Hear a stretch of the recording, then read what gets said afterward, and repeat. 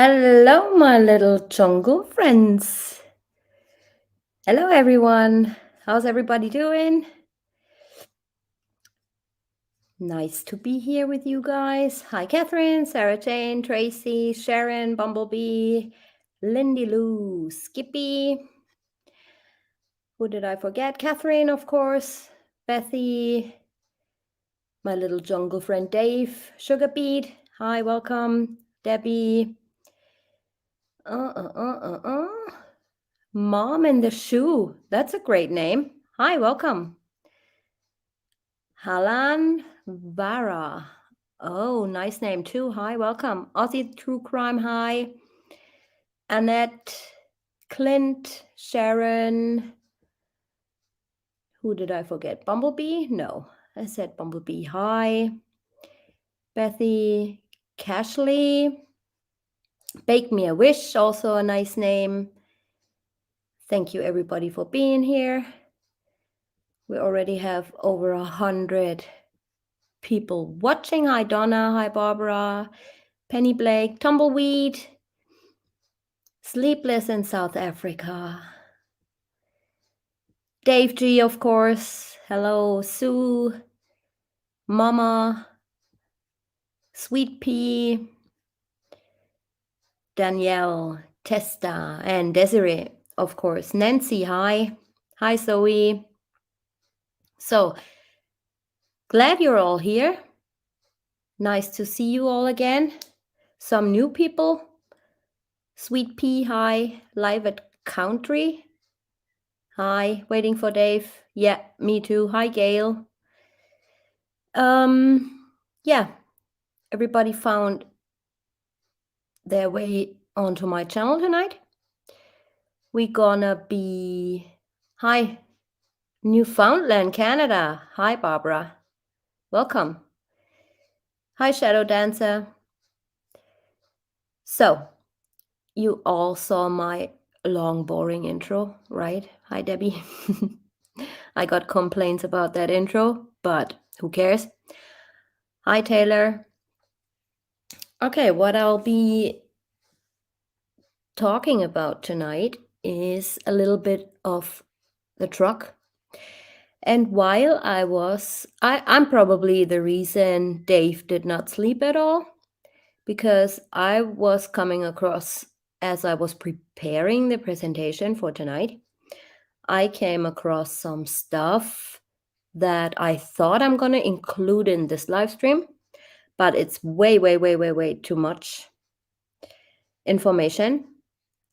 And I've decided I'm going to go on a live stream together with Dave, of course, and we're going to present to you guys what we came across today.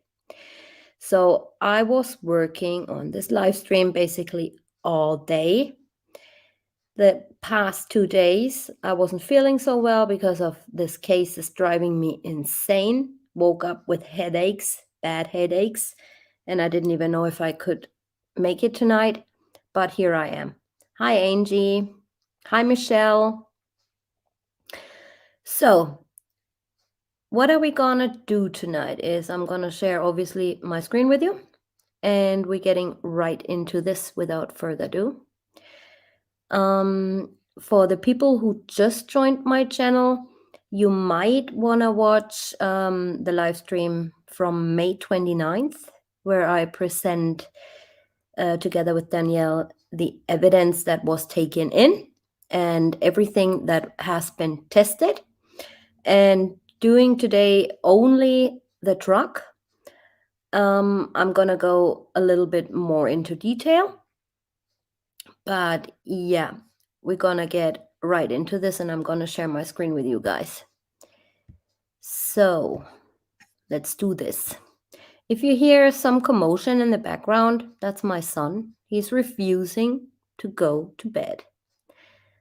So if you hear, "Mommy, where's my charger?" or "Mommy, I need internet," that's my son, okay? Dave, stop throwing money at me. Okay. So let's get into this. Don't want to bore you to death. So my nice looking screen as always. Don't see yous in chat now. So, but be aware, no drama zone, no hate, no hateful, disrespectful comments, no going real life on each other on this channel. Zero tolerance, and my moderators will block you immediately. All right. So, as I said, what I'm going to present to you guys is the evidence of the truck in detail. And before I'm getting into the good stuff, I want to address something. I basically debunked myself today. It's the hoses, right? So, CW was caught on surveillance driving by the Evans family house on his way home from Survey 1029. You see him here. That's a still shot. And here also a still shot, just a little bit more zoomed in. On his way to Black Mesa Road, where he stopped for exactly 4 minutes and 19 seconds according to Geotab. 6507 Black Mesa Road. There was a building still under construction, and he told investigators he got rid of the kids' toys and some clothes. All right, so my original thought was, you don't see any pipes. The pipes or hoses are missing. What you see though is on the right side is you see that blue cable roll sticking out. And on the left, you see a screenshot of the body cam footage where you clearly see that little blue cable roll. But there, the hoses are missing. And here you clearly see the pipes or hoses. I don't know what it is, really. So the reality is there are 3 rows of hoses. And here you can clearly see 3 rows of hoses. So the hoses were there all the time, just not in this position. But look at this. The fire extinguisher. Would Anadarko provide expired safety equipment? I don't think so. And what CW had in the back of his truck, as you see here to the right, is that fire extinguisher. It has no hose or anything on it. So I was thinking it's probably a really old one, right? So it's expired or due for next inspection in 2017. I don't think, you guys, that Anadarko would provide their operators with expired equipment. So it was a little bit weird to me why he would have this in the back of the truck, right? So where does the fire extinguisher come from? Was it put in the truck bed at Black Mesa Road? Because we can clearly see here, fire extinguisher, hoses, basically standing up, hoses laying flat. So whatever it was he was doing, he moved something in the truck bed, causing the hoses to be pushed upwards. So what I think happened is he probably pushed that fire extinguisher on his way on Black Mesa Road when he stopped for 4 minutes, pushed it onto the truck bed, causing these hoses to basically move and stand up. Right? If that makes sense. I don't know exactly what this is all about. I just think that he definitely moved something. Maybe he had that fire extinguisher at Black Mesa Road. Maybe he was in that building to get some stuff or get some stuff out or in. We might never know if he's not speaking. So it's just weird that expired or next inspection. I cannot really read that. It just says here expired something, but the more you zoom in, the more pixelated it gets, blurry.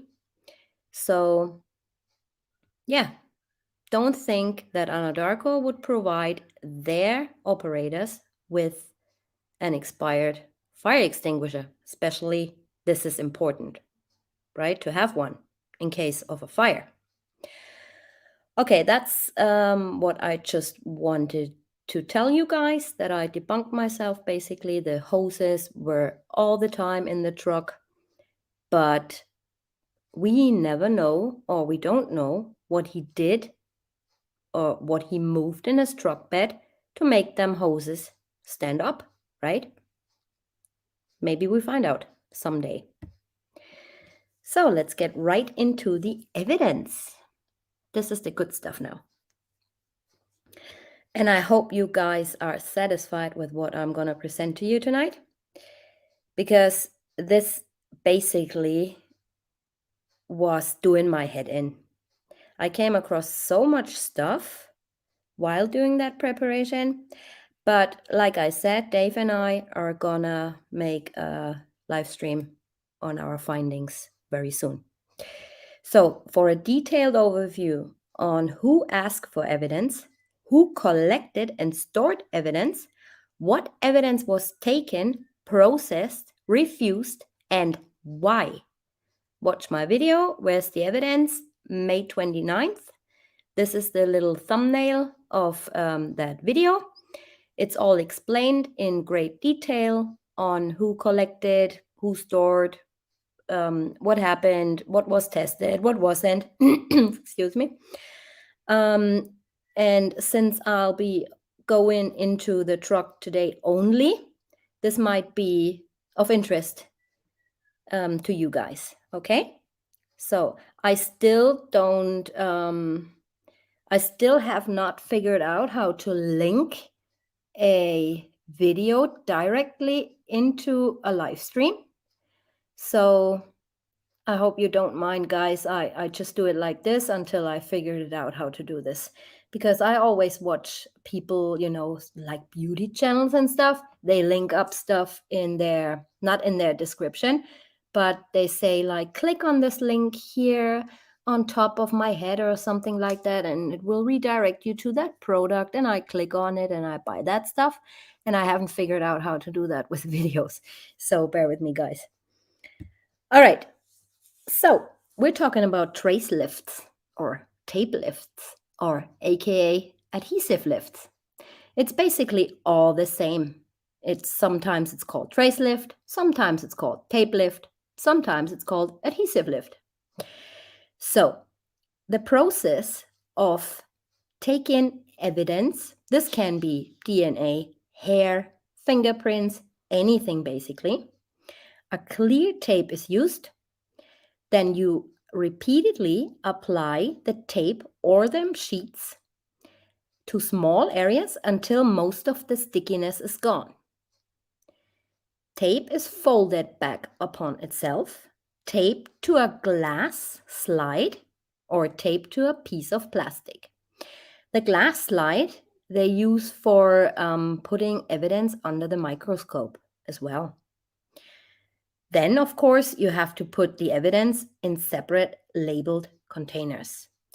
It is beyond me why Frederick Police Department, when they did the house search on August the 15th, after Chris Watts confessed to knowing where they were, it is beyond me that they use normal bin bags to store evidence, like bed sheets, bedding, stuff like that. You normally don't do that because storing evidence, especially if there's hair, DNA, some wet spots, possibly blood or something like that, it will get moist and it could destroy the evidence. So, and a little note for you guys, trace material such as adhesive lifts, trace lifts, or tape lifts are unpacked on scene by a crime scene analyst. Okay, it's not that they have the sheets in their back pocket and they pull it out once they're at the scene. The rolls or sheets come in sealed packages to prevent contamination and or smears. This is why so many times it happens that you have like smear prints. And if you take fingerprints and it's a smear on it or something like that, I mean, I'm not an expert, but I'm just telling you, what I know. It comes back in the test results as unconclusive. So to prevent that, this material gets unpacked on scene and packaged and labeled right there. Okay? This just for your information. So my friend CSA, crime scene analyst Yokum, did a scene observation of vehicle 1. That's the gray work truck from Chris Watts. And he's stating the vehicle was parked outdoors in the locked and secure impound lot to the west of 245 Oak Street, along with several other vehicles. The truck had been exposed to rain showers earlier in the week. So notice, he states every single thing, right? Could be important later on, at a trial possibly. Because if he states, the truck had been exposed to rain showers, possible evidence could be lost, right? That's why he states it. The truck was in good condition with no obvious signs of damage. The doors were locked and the window glass was not broken.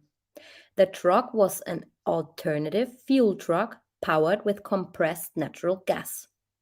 The doors to the truck had been secured with evidence tape, and upon inspection, the tape and seals were intact and not broken. He states that in case someone's saying, anyone could have accessed the truck after the evidence tape was on there. So they check to make sure nothing is lost and everything is as it was when they processed the doors, for example, or secured the doors. So the scene.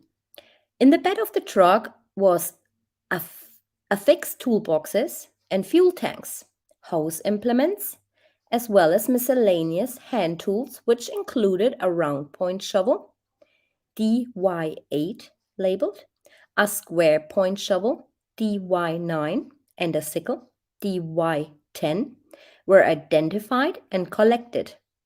Also within the bed of the truck was a partially full gas can, DY11, and fire extinguisher. This is the fire extinguisher I was talking about before, right? That old thing that expired.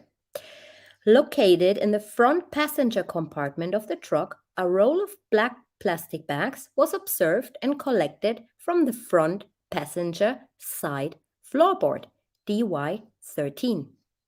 The front driver's seat, DY14, and front passenger seat, DY15, were covered with canvas seat covers. And underneath, you see every little detail that Yokum had discovered and collected in the truck. From the steering wheel, a possible DNA swab was collected, DY12. So he swapped the steering wheel. In the rear seat were 2 large plastic bins that contained miscellaneous work materials, safety equipment, personal items, maps, and paperwork. A pair of black rubber boots, DY16, were located on the floor behind the passenger seat. Beneath the rear seat were additional miscellaneous tools. Adhesive lifts, he calls it now, were collected from the rear seating area and floor, DY17 and DY18. Located in the front side door panel was a green disposable cigarette lighter, DY20. So he notes everything, puts everything down, okay? Adhesive lifts were collected from the rear seating area and floor, DY17 and DY18. Keep that in mind, you guys. So where are the trace lifts or adhesive lifts from the floorboard listed? They vanished. He only lists DY17 and DY18 being trace lifts from the center console of the work truck and trace lifts from rear driver's side work truck. Weird, isn't it? So where are the adhesive lifts he took from the floor? Right? They're gone. Not listed, but he took them, but not listed. This would have been crucial evidence to link Shanann's body and the kids into the truck. But on September the 4th, 2018, the lab did not only decide to analyze the data first, they also found it's not urgent to test the trace lifts of the rear area of the truck. Evidence was refused. And by refused, they don't mean, oh, I don't want to test it or I don't want to have it. By refused, they mean they gonna test it at a later date, and the evidence was given back to Frederick Police Department for storage. This is basically an overview. I stated that in my video, Where's the Evidence already? I'm not gonna go into the smallest detail on here, but just so you see that these are the items that were refused to be tested at that time. So they found it more important to go through the data of Shanann's, Chris's, and Kay's phone than to have the ultimate link into the work truck to link Shanann and the girls being in there, right? So they did not test this. Not yet. But not only that, they also repackaged the remaining evidence, which can either destroy, cause inconclusive results, as well as contaminate crucial evidence if not handled right. And here I'm going to go back to my thoughts on Frederick Police Department collecting evidence on the night of the 15th when they did that big massive house search. They already searched 3 times before that and still did not find the friggin' sheets in the trash bin. But yeah, that's something else.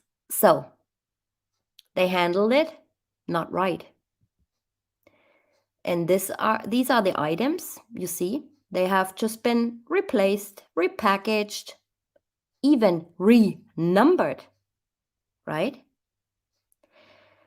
So the E means stored in an envelope, and P stands for stored in a paper bag. Just so you know, guys, they repackaged in an envelope or in a paper bag. God knows what they used. I don't know if that stuff was contaminated before, if it was sealed, and these evidence bags are normally sealed as well. I don't know where they come from. We never saw any pictures except the pictures of where Shanann's clothing and the coroner's bedsheet was in. Those were paper bags, and you normally store stuff like that that's wet in paper bags, which they did. But yeah, not in plastic. So, in his interviews and on tape, CW repeatedly told officers what he loaded into his truck Monday, August the 13th. We all saw it. He came home upstairs on the landing talking to Coonrod and NA. And he states repeatedly, I packed this, I loaded this, I did this, I did this, right? Then over at Nate's house, same thing. Oh, I got my water jug, I got this, I got that, I got this, I got that. Even in his interviews, he states at the beginning what he was loading into his truck. But they should have listened carefully to what he has said, but they didn't. So now it's on us to find out. Read between the lies, right? Or lines. I hope you guys, I thought, since I'm a visual person, I thought I'm not just reading it to you guys, I show you guys, okay? So I know I probably get so much hate for doing that, but I just wanted to visualize what he packed in his truck. On top, you see an excerpt from the discovery. I did not put it up in document file. I put it up as a screenshot so you can see the page number and you can go on read for yourself if you want to.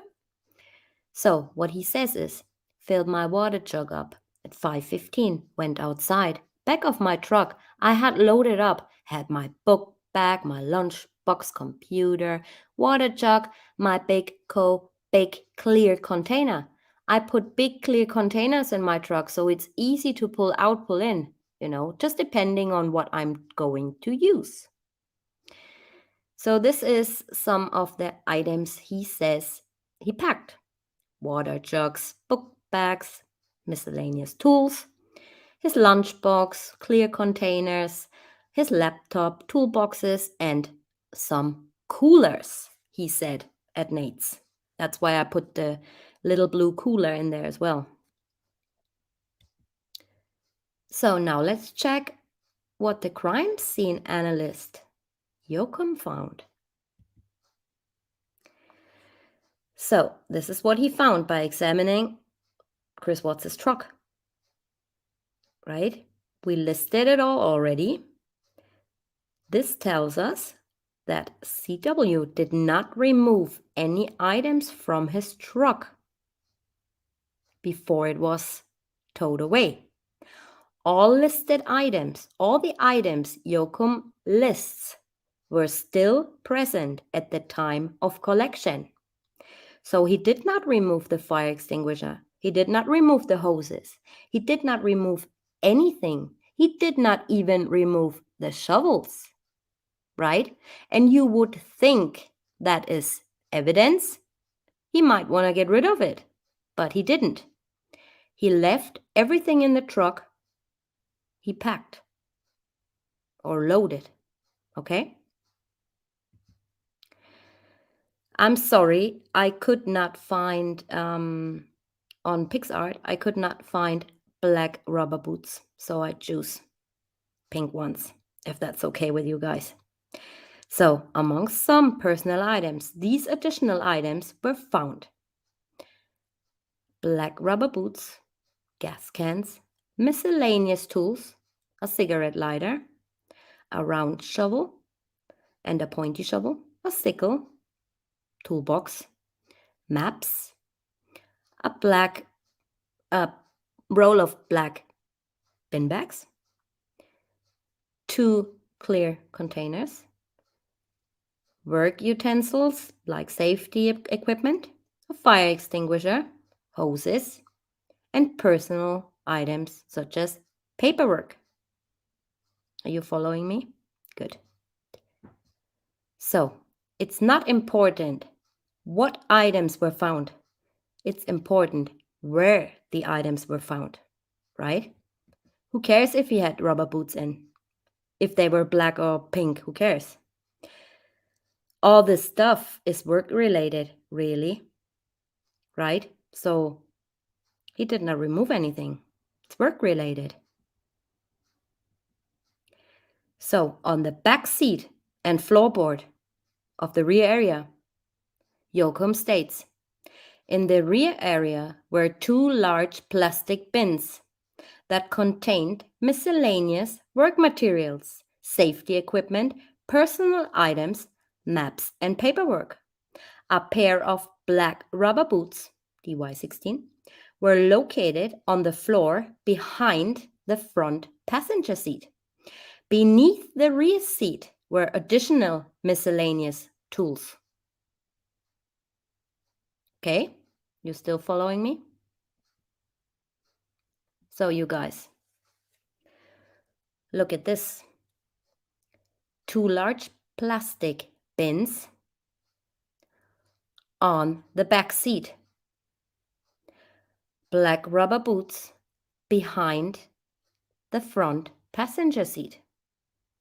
On the floor and underneath the back seat, miscellaneous tools. Right? So, do you now understand why crucial evidence, the only evidence which could have linked Shanann and the girls being in that truck, was given back into storage to be tested at a later date? Do you understand why now? Because the friggin' plea agreement was pending by September the 4th. As we now know, it was offered on August the 23rd. If Yokum or the crime lab had tested these items and it came out, oh, she wasn't even in that truck. So how the hell would they have linked him to any of these murders? How? So I'm sorry to say, but Chris Watts did not lie. He said, I put big clear containers in my truck, so it's easy just to pull out, pull in, depending on what I'm going to use. And exactly those clear containers were still found where Chris Watts put them, on the back seat. So, how the hell would they fit in there? Do you know an answer? I don't, because it's impossible. So do you still believe Chris Watts put Shanann and the kids in the truck? Geotab, as you all know, says nobody was in the truck, according to what he was doing. It's a behavioral system. And Yokum told us in his report there was basically no room. And he also told us something, that nothing was taken out of the truck. Everything Chris Watts said was still in that truck. Well, except maybe his lunchbox and coolers and water jugs. But everything else was still in there. So, next time, this is what I'll be doing with Dave. And we think we have evidence that they doctored footage. So, this is a clear statement. Are you trying to fool us, gentlemen of the DA? But more on that very soon.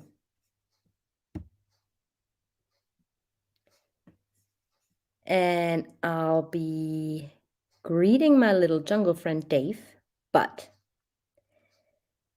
before he comes onto the panel, I want to say something real quick before he can interrupt me. Dave, I just wanted to say that I have never, ever, ever worked with somebody that intelligent ever in my life. You are the reason. You give me the thoughts and I go execute them, basically, if that makes sense, right? And we communicate so well that it's like almost no questions asked, no, not even words. We just know what we mean, if that makes sense in my foreign language, right? So I just wanted to say thank you, Dave, for your friendship.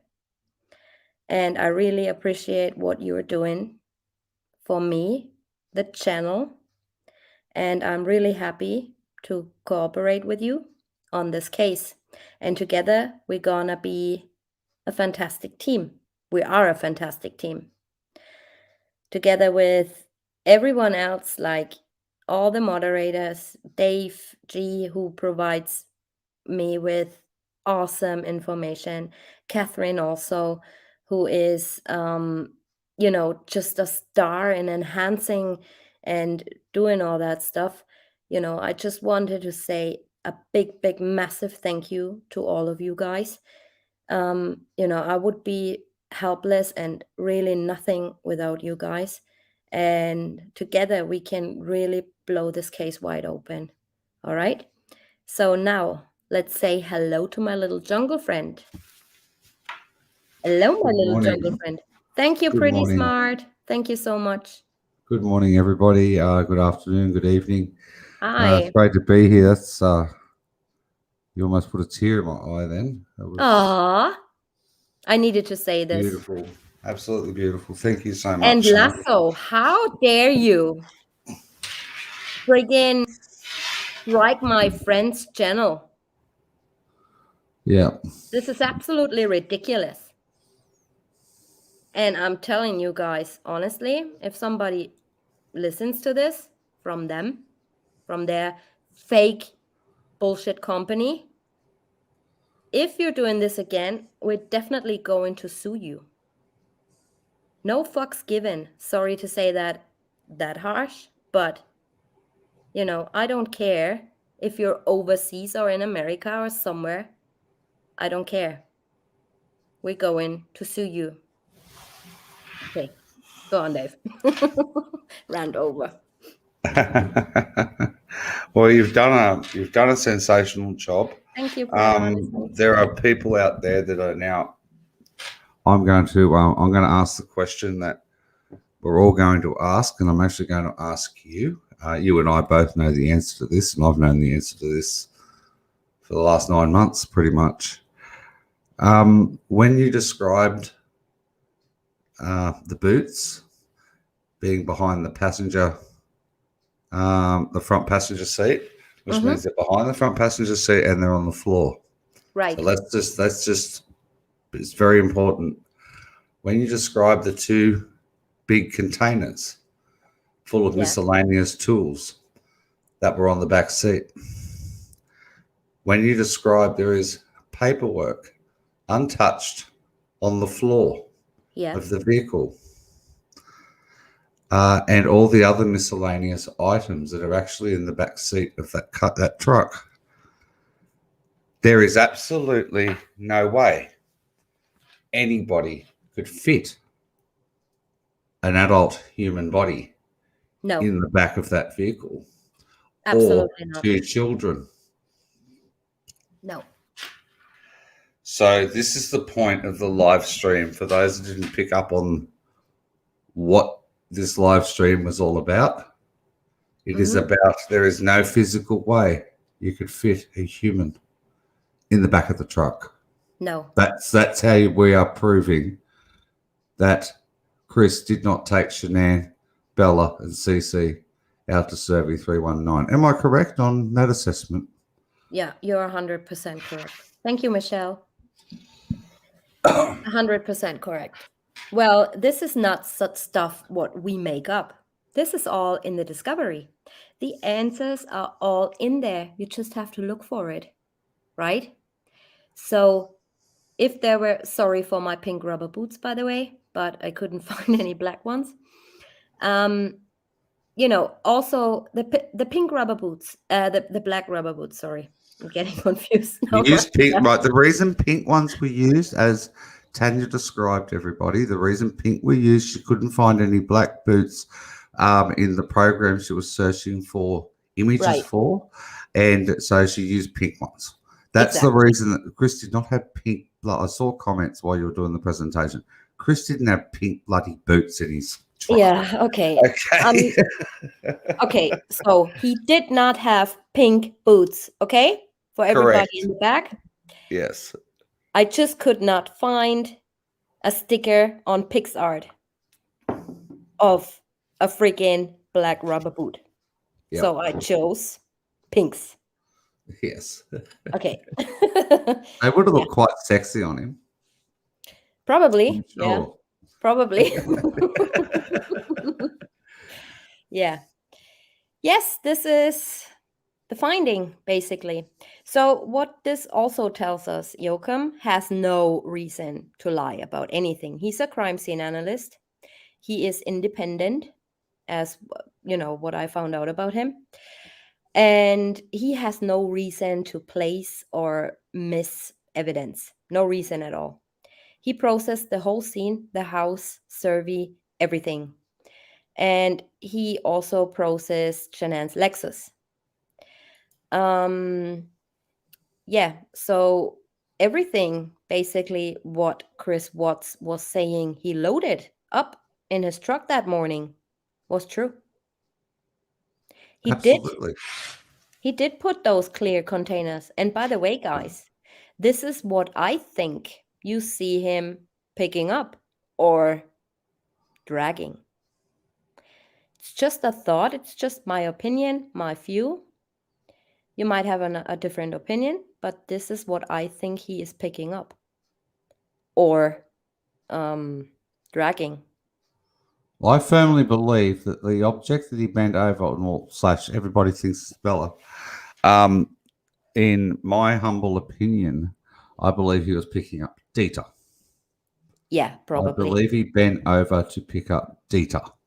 Yeah. Because Dieter had a habit of following people everywhere in the home, and especially at that hour of the morning, the last thing they would want is Dieter barking, no matter what Right. they were doing, whether he was just going to work or whether they were hiding something within the home or taking something out the back. They wouldn't want the dog barking and alerting the neighbours.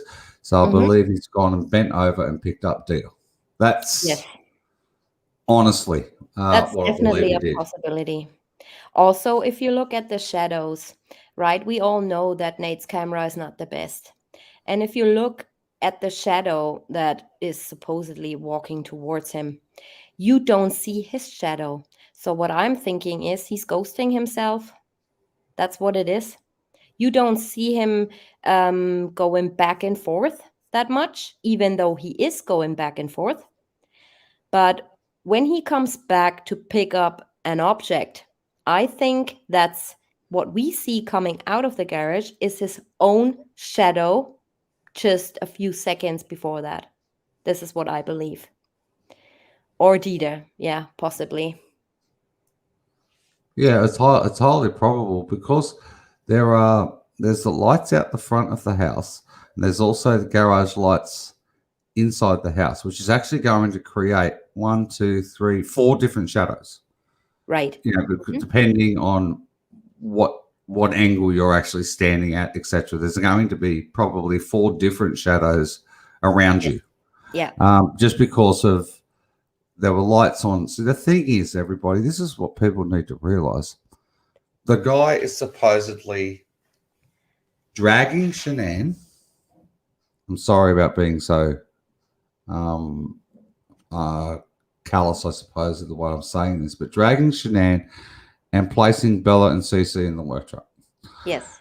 Okay, we have garage lights on in the garage, people. We have two lights on out the front of the house. It is approaching daylight. Would you, when you've had since 1:48 a.m. in the morning or 2 o'clock in the morning or 4 o'clock in the morning, whenever Shanann got home, you've actually got all that time prior to 5:30 when the sun starts to appear to actually start to put people in the work truck. You are not going to wait until it's daylight or approaching daylight and have all them lights on. Why Yeah. wouldn't you just take the Lexus, right? Park it in the driveway, reverse the work truck in as far as you can, put the garage door down as far as you can, even if it's over the bonnet of the truck, and then do everything you have to do in the truck.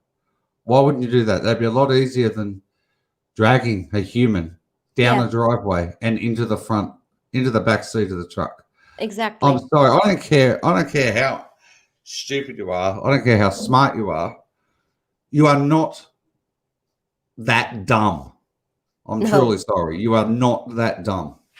right. And also, what I wanted to say, what I told you the other day, um, when you go watch Nate's footage, he has a live recording at 2:40 something when they all move over to his house to watch the footage, right? Well, we discussed So, this week. We yeah, actually had a conversation about yeah, this, and this is very important. Everybody, please listen to Tanya yes. describe this. So what they make a big fuss about is that he backed up his truck to, like, nobody could see that he wasn't inside of the camera and blah blah. It's BS, to be honest, because when you watch Nate's footage, you actually see Nicole Atkinson's car backed up the same way. And we do see her car not standing that close to Shanann's Lexus, right? So, what is preventing the view is actually the The pillar. side of the garage wall. So, he did not uh, back up all the way. What you see is just the freaking garage wall. Correct. It's like the pillar on the corner of the house is what everybody Right. sees, and you think he's reversed all the way back into his driveway because there is an image. Yes, there is an image of it's on Nate's CCTV screen. It's Yes. one of the thumbnails, everybody, where you Mm-hmm. can see Nicole Atkinson's vehicle Yes. reverse back. It's Mm-hmm. back as far as Chris's work truck, and we all know, everybody, that her vehicle was not in the garage. No. He was able to walk around his truck freely.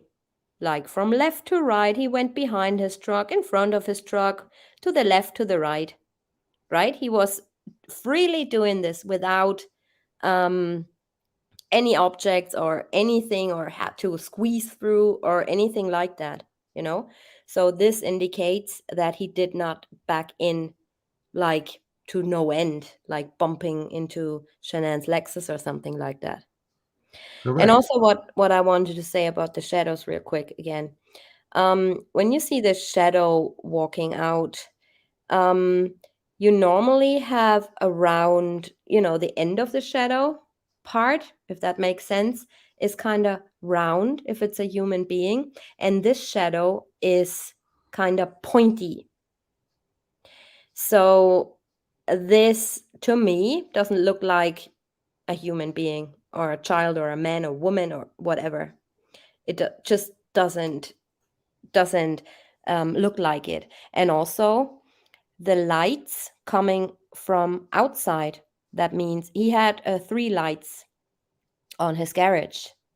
So the light in the garage was actually minimal. This would not have caused a shadow like this if there was somebody walking out of the garage.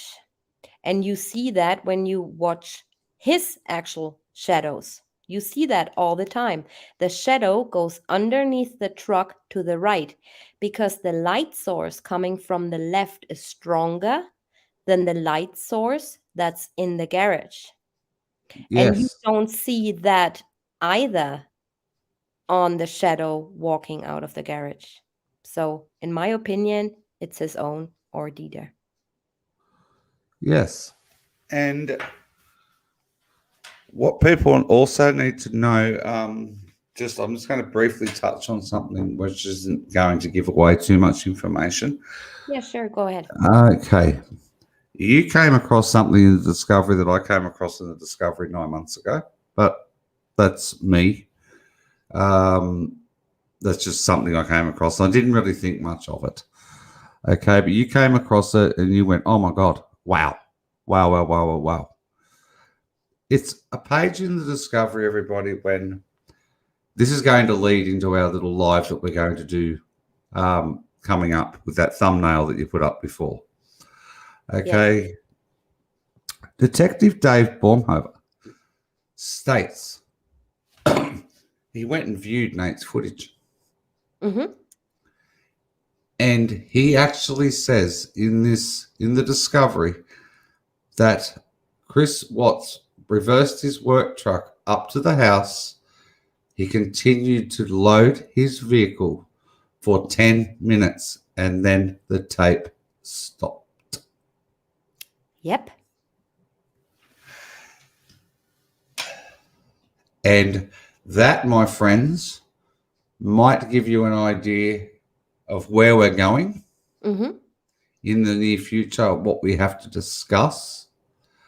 I believe that part of the report is 100% correct, without a doubt, because at 5:27 a.m., the garage door was left open. Yes. And we know this because Chris describes it when he's upstairs on top of the landing. And he's actually discussing it with Officer Coonrod. And he's talking about the 5:27 alert where the garage door was left open. Thank you so much, KH. Thank you so much. So the reason he got that alert is because he was inside the house still doing something. He was either, getting the rest of his breakfast. He might have been having, I don't know, a shake laced with devil's breath. Who knows? Okay? Who knows what he was doing in there after 5:27? But whatever we get to see after that point, you'll have to wait and see what actually transpires, everybody. Yes. Because it is absolutely mind-boggling. And this case reeks of a complete and utter cover-up, which is something we have always thought. Well, Tanya, I believe, has come across the proof that's needed that can provide new information and new evidence. New evidence, everybody. Yes. This was not what I was actually coming across today, but it ties all in together. You're absolutely 100% right. It all ties in. I'm just saying 28 seconds missing. This is all I'm going to say. Correct. There is 28 seconds missing between the work truck turning on and Nate's camera beginning. Right. And what we see, what was released from Weld County, is complete different to the footage what was actually original on Nate's TV. But we're gonna show you soon, very soon. What's the obsession? Just gave me a super chat, but I missed it. Yeah, she gave you $9.99. Thank you so much. I cannot put it up on the screen because I don't see it anymore. It was during your presentation, okay, when you can't see the chat. Thank you so much. What's the obsession? Yeah, I did a wonderful. We had a bit of chaos over on her channel yesterday, trying to get her StreamYard to work. So we brought her live stream over to my channel, and I'll just will let everybody know I have passed on already. Although it takes 60 days to get paid from YouTube, I have already passed on half of the super chats that I received on my channel. I have already transferred straight into Kelly's bank account to let everybody know that it's all been done and dusted. Very nice. Okay, I believe that was the right thing to do, and that's all done.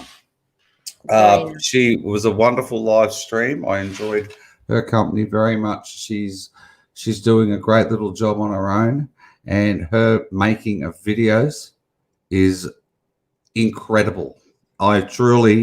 Truly incredible. She has made herself a mini documentary that also got copyright claimed because of body cam footage. She was another one, and there were several channels that actually got hit with the same fake claims. I ended up with 7. CDT ended up with 9. Oh my God. Think for yourself, Megan, who is here in chat. She got 5. Yes, there's these absolute. It's just a joke what's going on out there. People do not want us to actually continue investigating, and they're doing everything they can to stop us.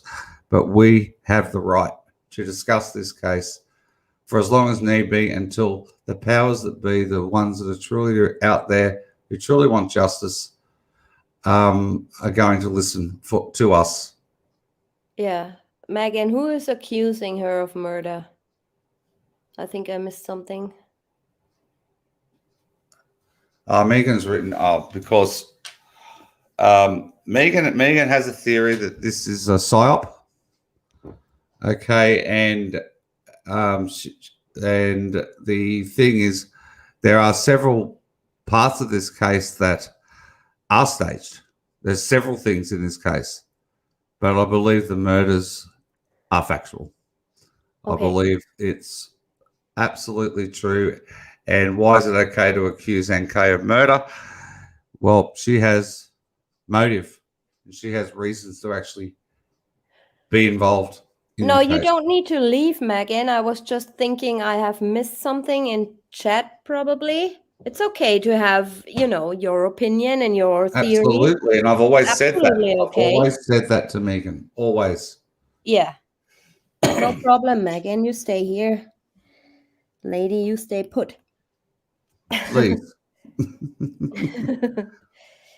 Yeah, well, that actually, with all the boxes and stuff like that, I mean, that actually makes me look into more stuff on what could have been true that he was actually saying. We just gotta read a little bit in between the lines. So, yeah, read between the lies. Yes. There's lots of them. There's lots of them. Um,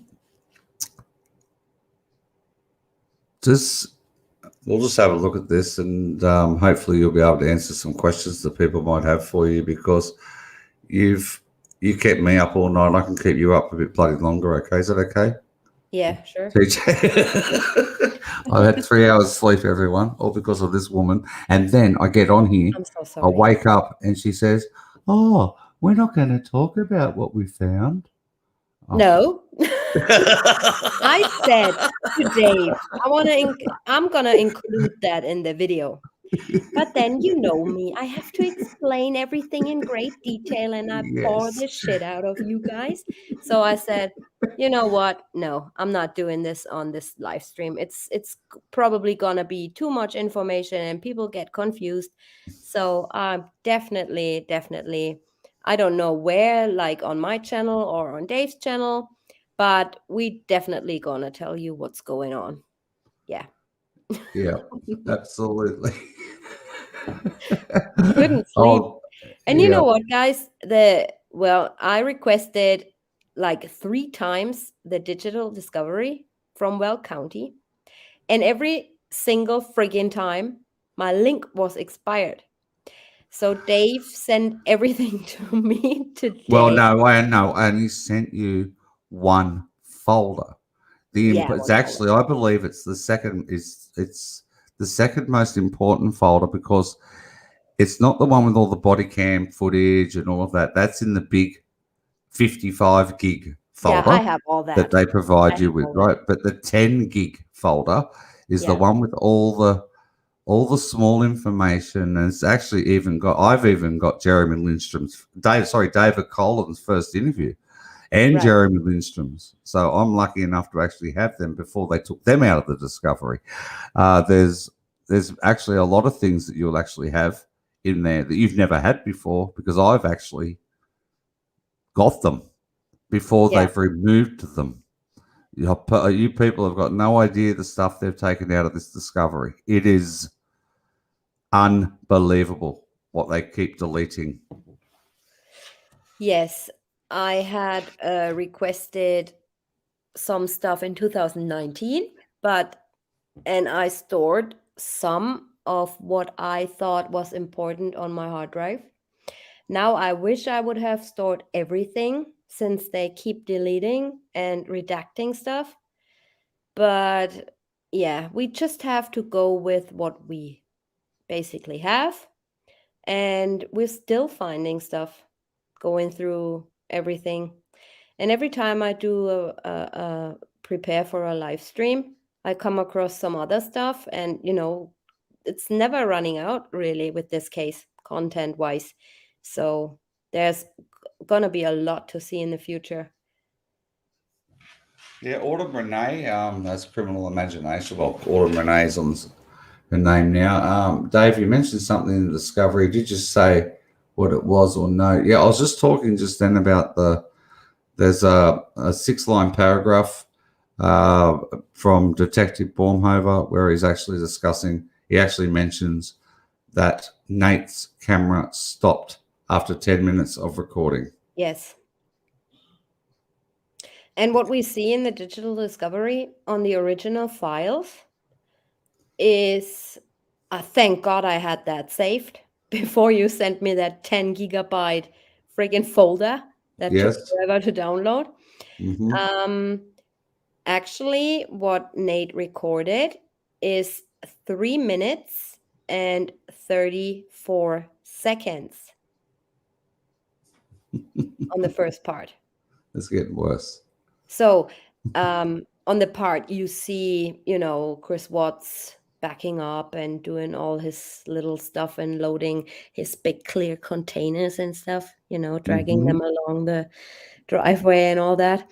Mm-hmm. So, yeah, this was I think something is odd about it, and I just want to show you guys what you think, and obviously what Dave thinks, because to me that footage looks doctored. And you also got to ask yourself, guys, why do we have only 3 or 4 minute snippets of Nate's footage?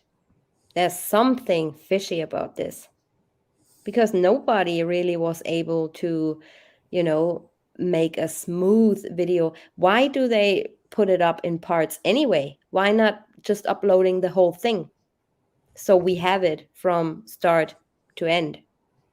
But they don't do that. So my guess is there's stuff missing. Sean, I don't know if they reopen the case. They probably will reopen the case once there is enough evidence or new evidence, which I feel Dave and I have provided in the past month. A lot we have provided, but it all stands and falls obviously with Chris Watts. He does have time for forever to file a 35C in case there is new evidence or more evidence, or if he decides to speak up already. He was charged with a first-degree felony. That means the 35C does not expire after 3 years. He can file that anytime he wants. So there's another myth that's not true out there. And I just want to actually, well, thanks, Lisa, for throwing your money away to TJ Oh my to get God, your thank point you. I across. did not see No, that. no, just to get your point across, Lisa. Cuba, South Africa, Greece are on fire and people can't get food. The earth is in crisis. Why are you still talking about Chris Watts? Wake up to what is going on. Well, firstly, Australia's in lockdown. We're not allowed to leave Australia. I'm not a firefighter. I'm not a greenie. Yeah, my barrier reef here in Queensland is actually having a few problems too. But what the hell can I do about the Great Barrier Reef? I'm terribly sorry you feel the way you do. It's horrible what's happening all around the world, especially in South Africa and even the Not to California forget, wildfires. not to forget wildfires in Turkey as well. And two of my Yep. coworkers are actually in Turkey right now, and they cannot get back home. But what So can we do I about it? really We know. can't do anything though, TJ. No, Like you and I, you're in Germany, I'm in Australia. What can we do? We can't do anything. no, we cannot. So I'm sorry, we can't. So we I will I continue to do. find justice. Yeah, I do know what's going on. I'm, going through the world with open eyes, always being cautious. I stopped watching TV and the mainstream media in 2015. I refused to watch it. But where I get my information from is firsthand. Like I said, two of my coworkers are on holiday in Turkey right now.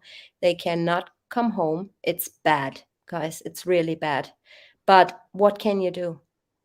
You can not do anything.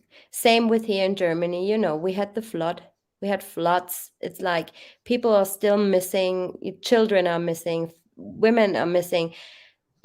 People are homeless. They have no houses, nothing. But what can you do other than donating money, or giving food and stuff to the firefighters and people who are helping? What can you do? There's nothing you can do. Yep. It is So sad. it is. But getting back to about 20 minutes behind, question about the boxes on the back seat. Would the weight of them affect the geotab alert? No, not necessarily. If that's, like I said, it's a behavioral system. And if he always does that, Geotab notes that he's always, let's say, from one work week, 5 days, he loads stuff onto his back seat 3 times a week. That would be normal, not unusual behavior. So no, it wouldn't. And especially if those items were actually or were in there, you know what I Yeah. mean? Like something that's strange behavior would be adding two children and an adult lady Right. would be strange behavior, especially Yes. to the floor. Yeah. And he's not going to do this in his work truck that is actually full of geotab everywhere. This is what people need to realize. He is not that stupid. He may lack common sense, but he is not that stupid, people. Oh, he knows everything about his geotab. He knows Yes. everything. He tells Luke, his boss, in case you see something weird going on my geotab, I'll be sleeping over at a friend's house. He knows exactly what is going on, and he knows that system. What he did not think is that YouTube creators go into that great detail. And this is what probably law enforcement did not think we would do.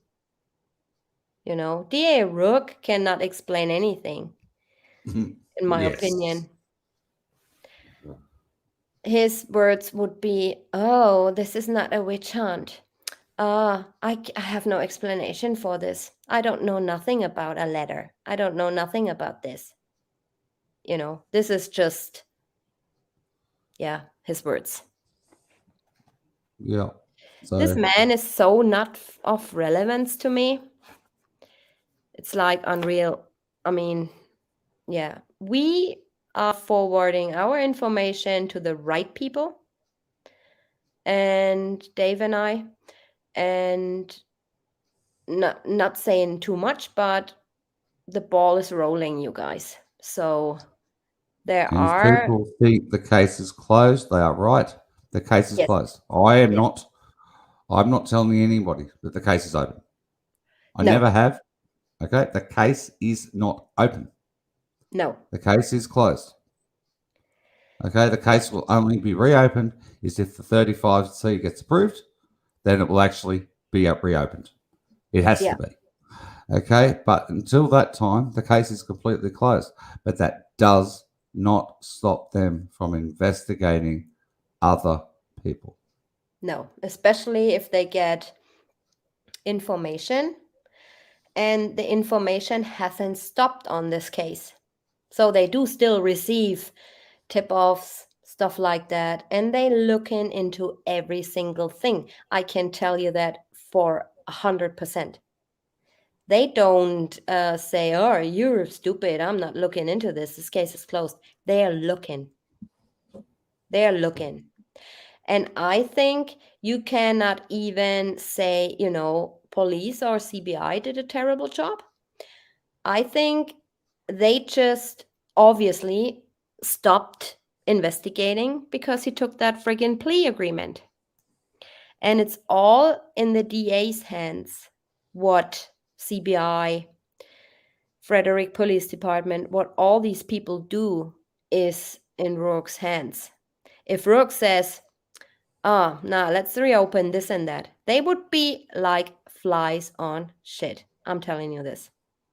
Because I don't know, but I feel like some of them, even Tammy Lee, states, well, there was so much to still investigate. There were so many people I still wanted to talk to, but the clock had stopped. So I do believe that they don't believe everything, what's been said. Thank you, Sarah Jane. Thank you. Debbie McLean, you are spot on, I believe. Maybe that's why the family wants it to stop, because they're still looking into it.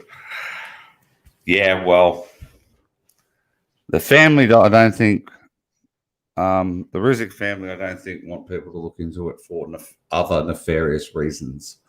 And that's all I'm going to say. Yes. I mean, not saying, certain people have something to do with it, but Correct. we found stuff that's really makes you go, holy shitballs. Mm-hmm. You are So, 100% correct. yeah. So, yeah, it's a lot of work because, me, I gotta over explain everything. But Yep. yeah, we're definitely gonna show you guys. They know, in my opinion, at least Frank does. One thing I learned during the live event, just doesn't want us knowing or doesn't feel like he can do anything about it. Well, the thing with the family is that they unfortunately believe what they have been told by the DA. You know, obviously they do. The DA is always on the victim side, to put it like that. But maybe they're also not experienced with cases or whatever it is, or crime in general. So they do believe what he tells them. And I just think it's on, it's their right to believe whatever they want to believe. And I'm not saying, you gotta look into YouTubers and this and that, and creators put up this and come across this and that information. I think they're still in the healing process.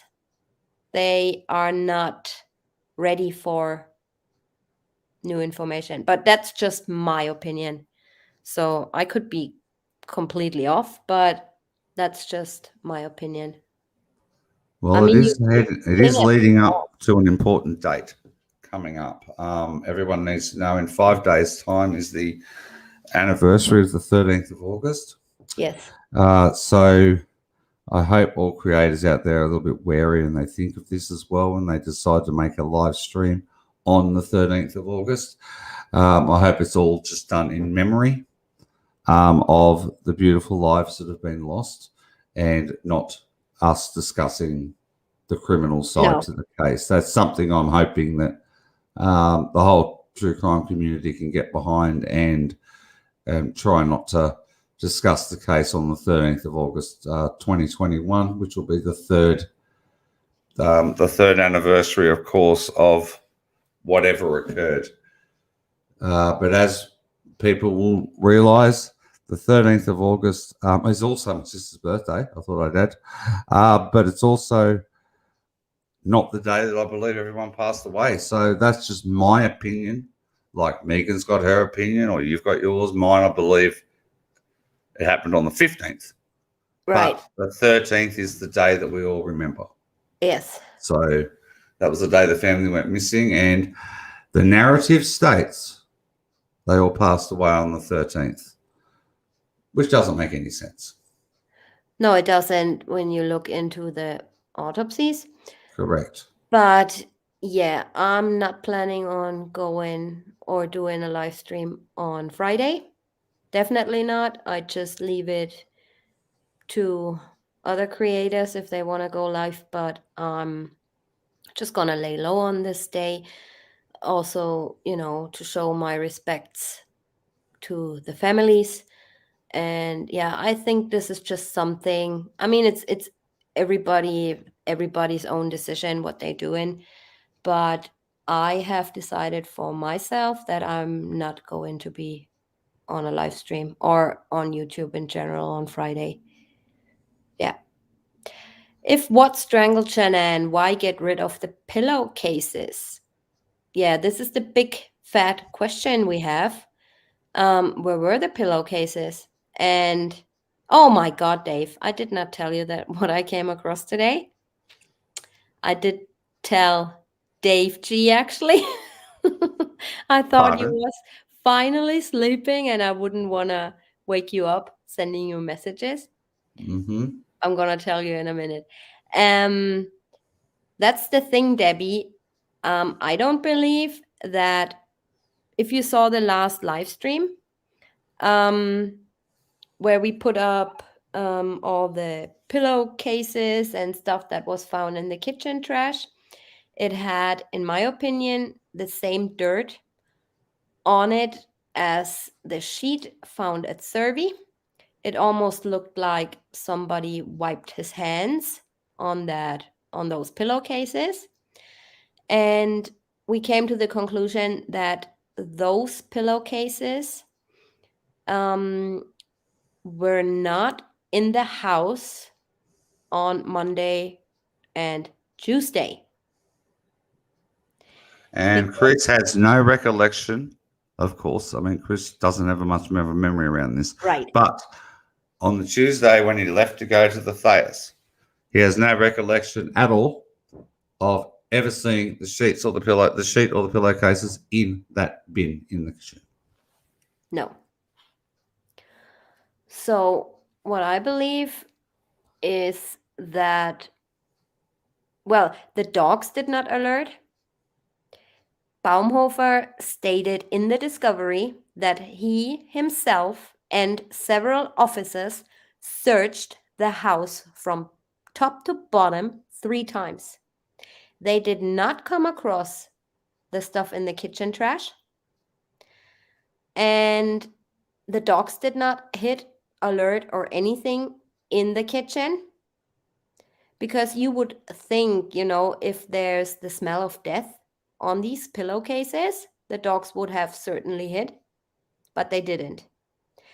So what we were thinking, or I was thinking, that these pillowcases and the sheet, the flat sheet that was found in there as well, was placed on Wednesday or Tuesday night.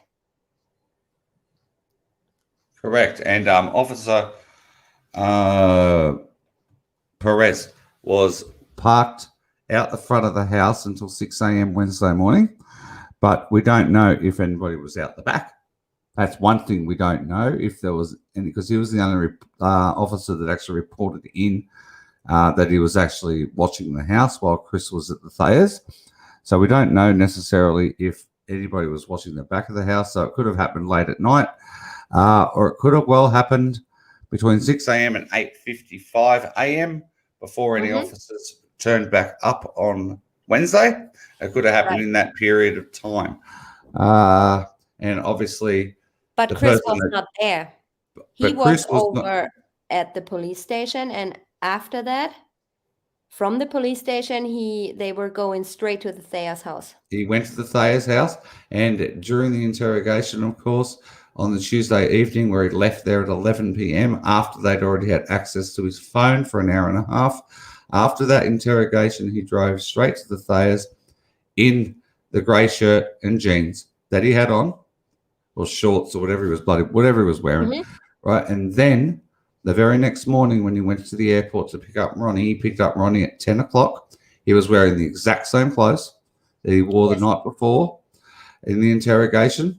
And then the first words that came out of Chris's mouth to his father were, "I wish I went to the game." They are the first words he said to Ronnie when Ronnie arrived and got in the car at the airport. "I wish I went to the game." Yeah. which is which opens up another can of worms about the lazy dog.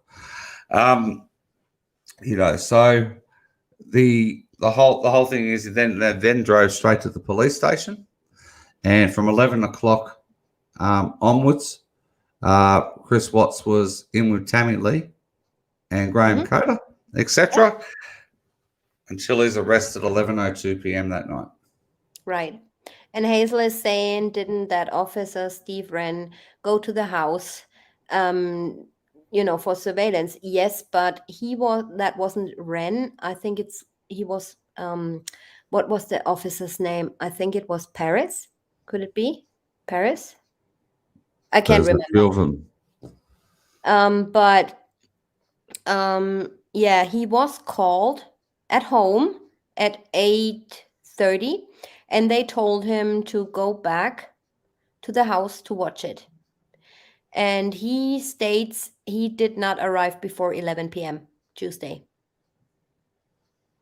There So you go. we don't know if anybody, went into the house from the back or through the little basement window. We don't Yep. know. Maybe he fell asleep, didn't realize somebody was going in. I mean, anything really could have taken place. We don't know. Hmm. We don't know. Can you just excuse me for a minute? I'll be right back. Just Yeah, excuse me, sure. Of please. course. Cigarette break he's going to have. um, any of the smoke making it down? I don't know what you mean. Probably I just picked a random comment. New watching. Welcome, Cassie. I think that both of you had. Thank you so much. Thank you. Yeah, I wouldn't say a better job than the appropriate authorities. I just think their hands were tied as soon as he took the plea agreement. So, like Tammy stated, we wanted to, discover or investigate and talk to people and stuff like that. So, yeah, what about the person in the closet? We're on it. We're still on it. Catherine is waiting for some people to get back to her. And yeah, we're gonna definitely give you an information. We're gonna do probably a little live stream in due course. But yeah, we're still on it. Because, guys, the thing is, we don't want to give you any information, out too quickly before we properly dug into it. So we are really 100% sure what we show is correct. So because if there are errors after a live stream, and you don't always catch the same people on a live. So if there is something misinformation out there, or we put misinformation out there, it would be horrible, to leave you with this if it wasn't the truth or facts or something like that. So I couldn't do that. Wonder if Troy McCoy got a settlement from Anadarko or from law enforcement since he was on the witness list. A settlement? I don't know. They probably put him on. Well, the witness list is prepared in preparation of going to trial, right? So, yeah, I think everybody was on that witness list. But I don't think he got a settlement from Anadarko. Why would he? And yeah, just being on that witness list, I think it was just in preparation of that trial. You're exactly right, Shadow Dancer. All class 1 felonies, which is what Chris Watts was um, proven, quote unquote, guilty of. No time limit, all other felonies 3 years. That also differs. There are class 2, class 3, class 4 felonies, going down to the lowest. And with class 2 felonies, you have 3 years. With class 1 felonies, you have 18 months, and so on and so on. And then 6 months is the lowest you can get. But these are disputes I read on at the court website of Colorado and on some Supreme Court websites, that these cases that are going to be disputed in class 6 felony, for example, these are like parking tickets and stuff like that. And you have basically 6 months to complain. Yes, but you're right. All class 1 felonies, which is first degree murder included, you have time to file a 35C anytime you want. Yeah. The first responder officer lifted the hatch, shone a light into the attic for about 2 seconds and closed it. Not very thorough at all. Ah, you meant with his flashlight, with his phone actually. Yeah, well, I mean, they gotta start somewhere. I would have done this probably. Just holding my phone into this, but because of the fumes and stuff, they had to use um the phones without flash or something. I don't know. Does anyone know if Chris is going ahead with the 35C or other thing you can remember what it's called? Dave. I won't answer it. Mm-hmm. Okay, so I will say I don't know. Yep. Okay, that's all I'll say. We don't Okay. know. Yeah, we don't know. I believe Nicole Kessinger was pregnant. It's why she got new identity and why we haven't seen a hide of her for 3 years. She I could don't be believe she anywhere. was. Yeah, I don't believe she was pregnant. Me neither. At all. Yeah, I definitely don't believe she was pregnant. No. So, but I believe she was seeing Chris for a lot longer than 6 weeks. Yes, and I don't even believe she liked kids very much, to be honest. Queen Bimby Missy, I'm not doing the Summer Wells case. I stated that before. I might do a quick facts you need to know, but if I can refer you to my friend Chris from the channel, what's his channel name again? Oh, help me. Hold on, I'm looking. He does an amazing job, and he has first hand information about Summer Wells. Hold on, I'm looking for you. Oh, his channel is called The Interview Room. Please go subscribe to his channel, and you will have everything on his channel you need to know about Summer Wells. Like I said, he has first-hand information, and he's a good guy. So I have no clue about that case. I refuse to get into this. So if you want information, go to the interview room of Chris, and you get everything you want from him. Yes, absolutely. And I'm the same. I won't. Well, I'm a male. Seriously, I can't do two things at once. I'm heavily invested in this case. As everybody knows, I've been telling everyone for 9 months now. I'm trying to talk about Stephen Avery and Brendan Dassey, but I'm just so invested in this case. We've got 3 months, everybody, left. Just over 3 months for Chris to file a 35C if it's going to occur for the lesser charges, which opens up everything for the class 1 felony charges. So it's the reason why there is an expiry date of 3 years on the lesser charges is because they are class 2 felonies and below. They are not class 1 felonies. So there is an expiry date on, and it's not an appeal, it's called post-conviction relief, to see if any of Chris's constitutional rights had been violated. And I have found plenty. Yep, definitely. Sleepless in South Africa, I'm doing the Mitzi Galimidi case tomorrow with my friend Mary. Definitely. This will be something I'll be listening to whilst I'm in the vehicle at work. So that's for everybody Yes. else to to comment on and everything. But I'll have it on whilst I'm.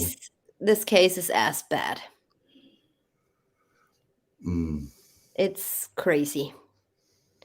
Also, a little bit corruption involved and stuff like that. I mean, my friend Mary and I, we got information leaked from law enforcement sources, but unfortunately, their hands are tied.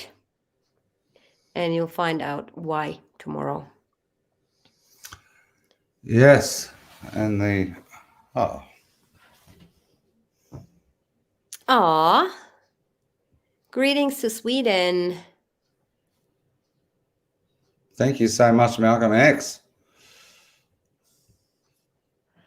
The thing about the every case in most cases is the person's personality is capable of the crime. That what makes Yes. I agree. And also they're both in very small counties. Manitowoc County in Wisconsin is very small and full of corruption. And it's already been proven, everybody, Weld County is actually quite small, but it's also been proven there is corruption rife in Weld County. It's been documented. There has been documentaries actually made on the corruption. Those of you who haven't seen it, Unjustified did an unbelievable stream a while ago on the corruption of Weld County. They are disgusting people. What they do in these small counties is just completely wrong. And the justice system, I'm sad to say, in the United States, although I don't live there, obviously, there's a lot to be desired in it. It is not good. It's truly, truly not good. They try to wrap up things. The DA is an elected role. They want to do what the people basically expect of them, and that is to get the baddies off the streets. Yep. As fast as possible. And the convenient result in this one, especially being like the perfect family being completely wiped out. Well, the ultimate result here was to get Chris Watts locked up. They looked at nobody else. There were no other suspects.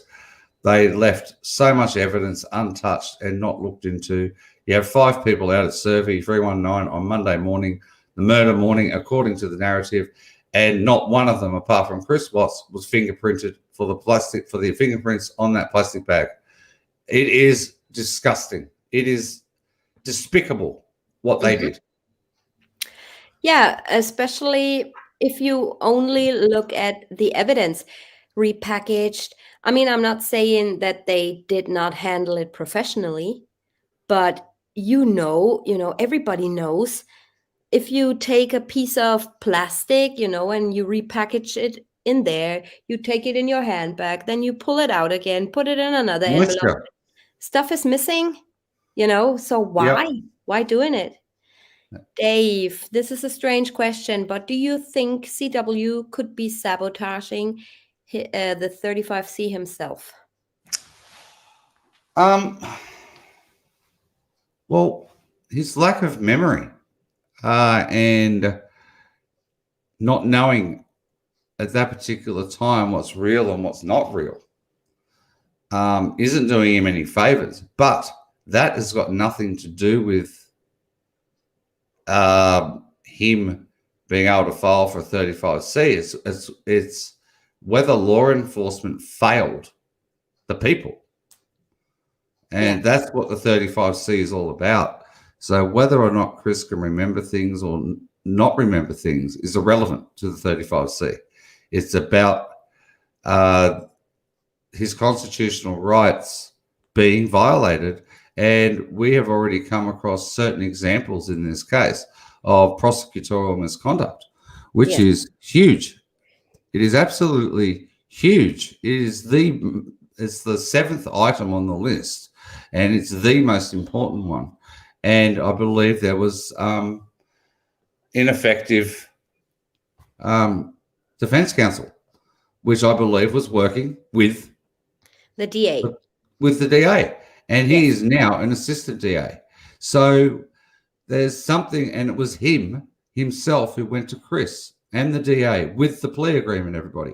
So it was Chris's own attorney that went to the DA with, oh, how about we give him 5 life terms, 3 tampering with deceased human body, and one of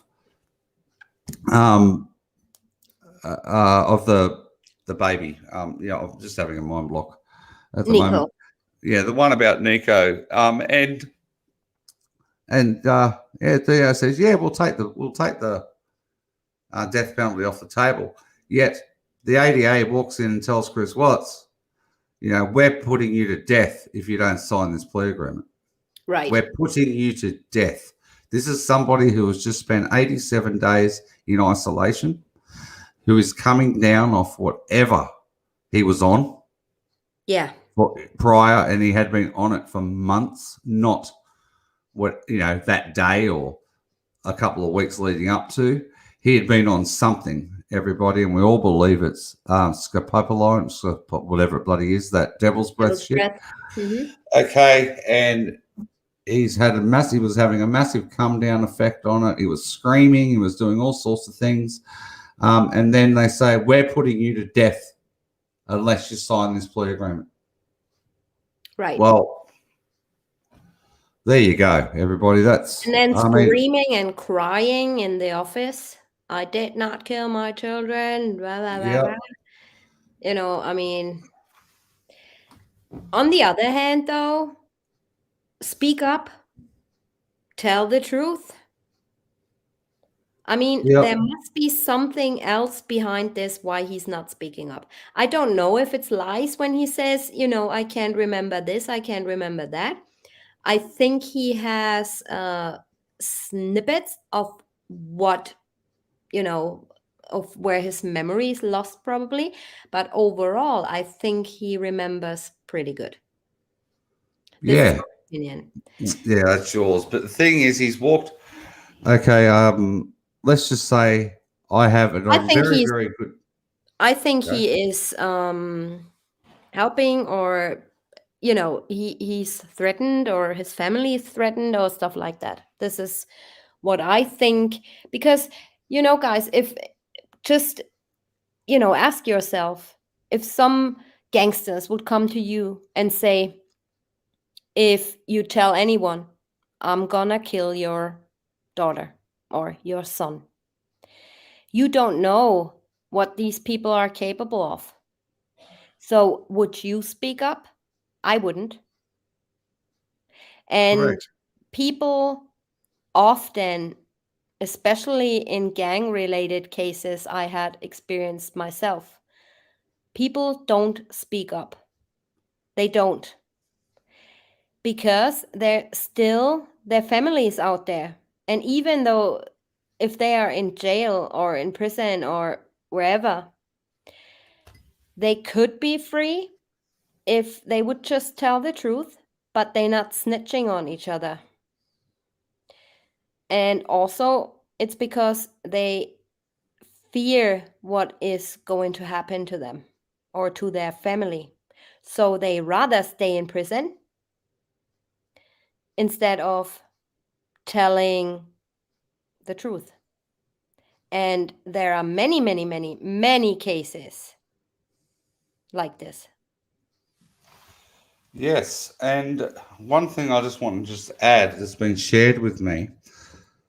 They were moving Chris from one section. When he agreed to actually, yes, I'm going to do the plea deal. So this is prior to November the 5th. So, just say it was after November the 1st. all right, or sometime in October, whenever. They moved Chris from where he was into a different part of the jail. And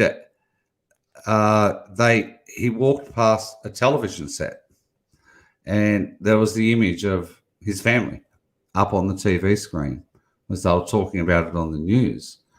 And he turned to the guard and said, "What's happened? What's happened?" Yeah. So it's absolutely mind boggling. Yeah. If that's true, if that is 100% true, okay, and I've got it from a very, very good source, okay, that piece of information, a very trusted person, um, it, the mind boggles that Yeah. he doesn't have a clue, does not have a clue what has actually transpired. Yeah. I mean, one hand, this he might be threatened or his family being threatened or stuff like that, and that's why he doesn't speak up. On the other hand, is, you know, he might know exactly what was going on and just doesn't speak up because he wants to rest this case. So I'm torn, but I'm leaning towards his family being threatened. Chris told detectives that Nicole told him to delete all on their phones. Yes, she did, but he didn't. He didn't, and He they've still got told, his phone. yeah, she told him delete everything, and he did not. So they still have his phone. And if you have you ever wondered why we don't have his phone logs, you guys? Because they know exactly what went on. They know exactly what messages NK sent to him, how he replied, at what time, what date. They know everything, but they're not giving it out to us. They give us, Shanann's phone snippets, stuff like that. They give us the whole NK phone logs. They give us the router logs. They give us everything but his phone. And he wants to So know, Chris wants to know, where are all the messages and phone calls between him and NK on the Monday morning? yes, that means she must have had a different phone because on her actual, when she had that iPhone, right, on her actual phone logs, there are no calls to him. There are every day, apart from when he was in North Carolina, but she called him every morning, At but not on 5:30. his phone. About Yeah, 5:30 every morning, yeah, correct. And they spoke, and which makes me honestly believe she was there with him, obviously at 5:30, because her phone did ping everybody, yeah. ringing Jimbo at Mm-hmm. 6:16 a.m. The Right. one question, the most important question never asked of her, ever, ever, because then she would have been treated as a suspect, Mm-hmm. was why did your phone ping at Right. 6:16 a.m.? Never once was she asked that question in any recording, Yeah. And ever. also, what I liked about Kolbach, he was sitting with her in the interview room. And he kind of, she was all, oh, I'm so tired. Oh, I can't remember. Oh, my SIM card broke. And you could clearly see in his face that he lost his temper with her. And he clearly states to her, well, you asked him for proof. Why did you ask him for proof? And this was the, to be at work. So this was the only time I really saw somebody from law enforcement freaking out on her a little bit. But he got it together really quick and then went on, pretending to be friends with her again. But this was the question, and I'm so glad he asked that question. Well, you wanted him to prove that he was at Survey. And she's like, yeah, I wanted him to prove that he was at work. So why? Mm-hmm. And then he got it together real quick, you know, making Yep. out, yeah, friends, we're friends, and blah, blah. Because you got to keep in mind, she was free to leave. And if she would have refused to talk to him, ever again, he wouldn't have gotten this far with her phone. Keep in mind, she did give consent to everything. So if he wouldn't have played friends with her and, you're such a good girl and you have nothing to do with this and shit like that, he wouldn't have gotten that far. So, but you could see in his face that he was like about to drop kick her in the head. You really could see that.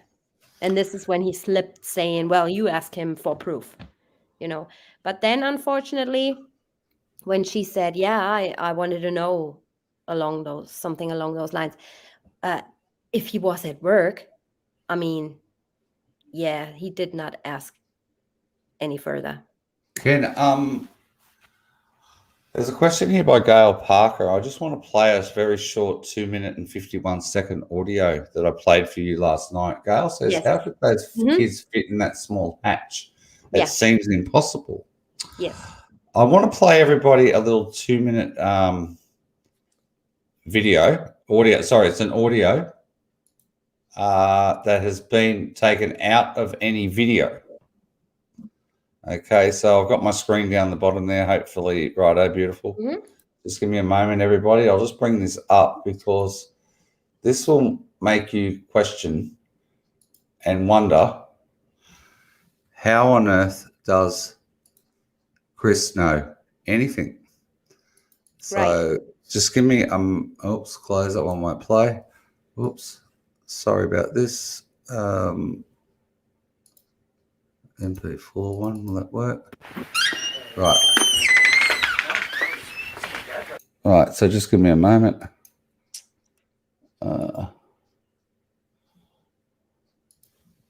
Right, I'm just going to play this. Okay. Everybody, please listen carefully.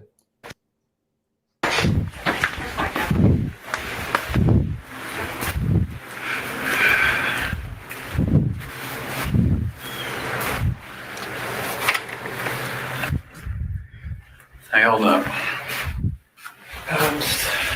Here. Okay. So as the night goes forward, we're out on the scene, trying to recover your loved ones. So tell me again a little about that hatch. We have some guys out there who think that hatch is just too small. You think it's about what size? Let's compare it to this plate. It's about it's twice the size of that. It's twice the size of this plate? Okay. Now, it sounds crass, but did you have to kind of squeeze them in to get them down there? No, I mean, when right. I mean, okay. I don't want to describe it, but I mean, it's like feet first or head first? Feet. Okay. And then were their arms like this, or were their arms like this? This. Because you were holding their arms? Okay. All right. So I know we've asked you 1,000 times and you're probably getting sick of it, but we're very, very concerned about how to get those kids out. You can imagine we can't really cut a hole in that tank because the sparks will blow something. Yeah. So I just want to make very sure that you're 100% sure that they're in there. Yes. Okay. One in one in the other. Yes. Now that doesn't make sense to me. Why would you? I wasn't making at this point in time. I was scared out of my mind. I didn't know what to do. Okay. So you carried one up, put her in. Did you shut it? It just latches. Okay. Oh, it's just a latch. Yeah. And then went back down, got the other one, went up the different tower.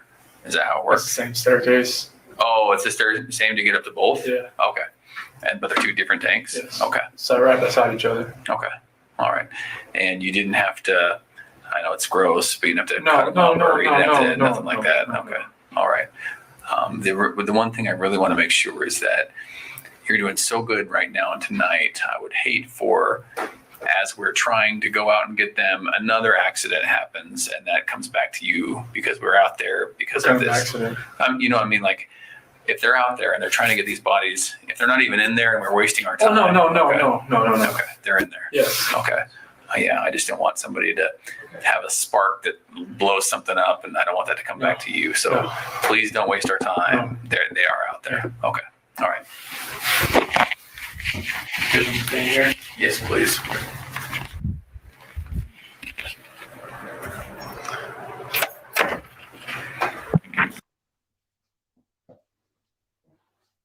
Interesting. Interesting. Now, I believe there are people that probably haven't heard that before. Because it's actually hidden in amongst that 10 gigabyte folder that I sent you Yeah. from Weld County. It's interesting that he describes the size of the plate. The size of the hatch is twice the size of a dinner plate, people. It was a dinner plate that I saw in the original footage. It was the size of a dinner plate, double the size. So, no, he did, according to Chris, he didn't have to squeeze them down there. He didn't have to do anything. So, it's quite obvious Chris did not do it at all. When D.A. Rourke was in court describing the injuries that had actually happened to Bella on the sentencing day, Chris trembled. I mean, he was hearing for the very first time the injuries to Bella. Yeah, I believe so too.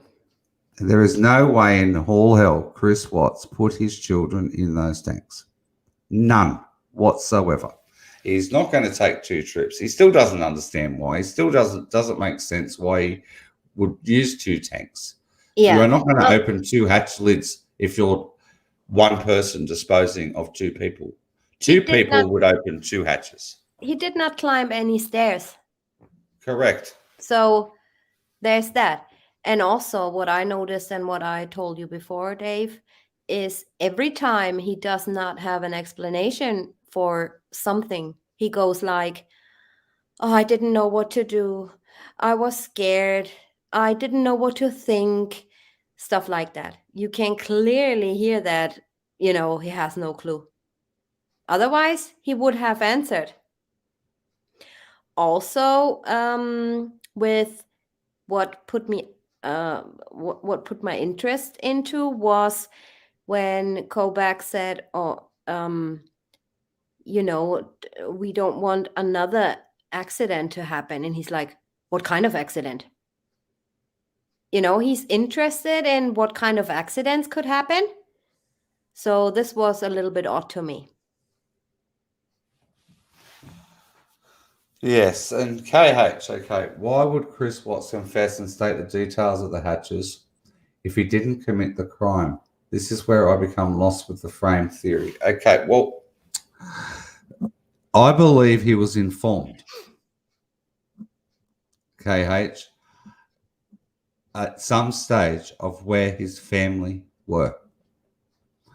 Because when he actually asks, when Tammy Lee shows him the image on the table of the drone footage taken late that afternoon on Wednesday the 15th, when she shows him the drone footage, Chris says, of the site, Chris says, when was this?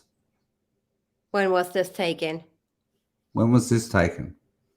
Okay, so there is Chris at that stage obviously thought Shanann was alive. Right. It's after that point when he's allowed to listen to his phone because he turns his phone on, everybody. You actually see him actually turn it on after the polygraph. He actually turns it on.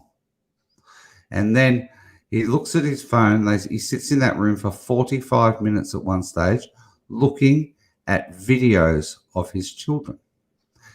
What's to say Chris did not get a message during that time? Okay, that explained where his family were. Right.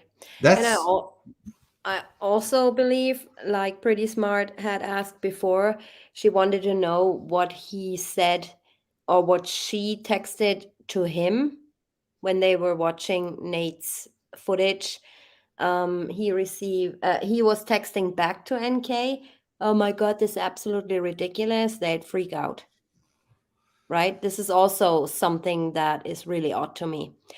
Also, what's odd to me is him calling the school, saying, oh, we're moving.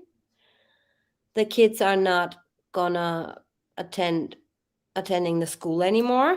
And then he's like, they're not there, are they? Yeah. Yes. And another thing that was weird to me is when you watch the first body cam footage of Coonrod and Nicole Atkinson had her little girl with her, and she was in the kids' playroom upstairs. And then young Nick carried her out at some point, and Chris Watts came up the stairs. And she was crying, she probably had wet herself. And he goes like, "Aw, is she okay?" I mean, you just killed your children and you're concerned about a child's wet diaper? I know. That she was okay? so Is what weird he to me. It said. almost had me like, oh my God, what's going on? Thank you, CJ Scams. As a scam baiter who talks to criminals all day, I saw a desensitization in Chris that I see in a lot of criminals. Well, I see a follower, Yeah. somebody that pretty much does as he's told. That's all I see in Chris. But I don't know the guy. I mean, you obviously meet people every day in prisoners. Every day, CJ scans, but I've never met the guy, never spoken to him.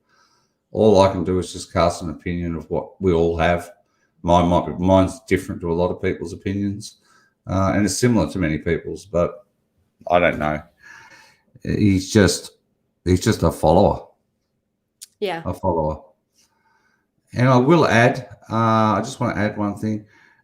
Chris showed traits when he was a very young boy, from what I've been told, of everything had to be neat, everything had to be in rows, everything had to be in order, everything had to be even.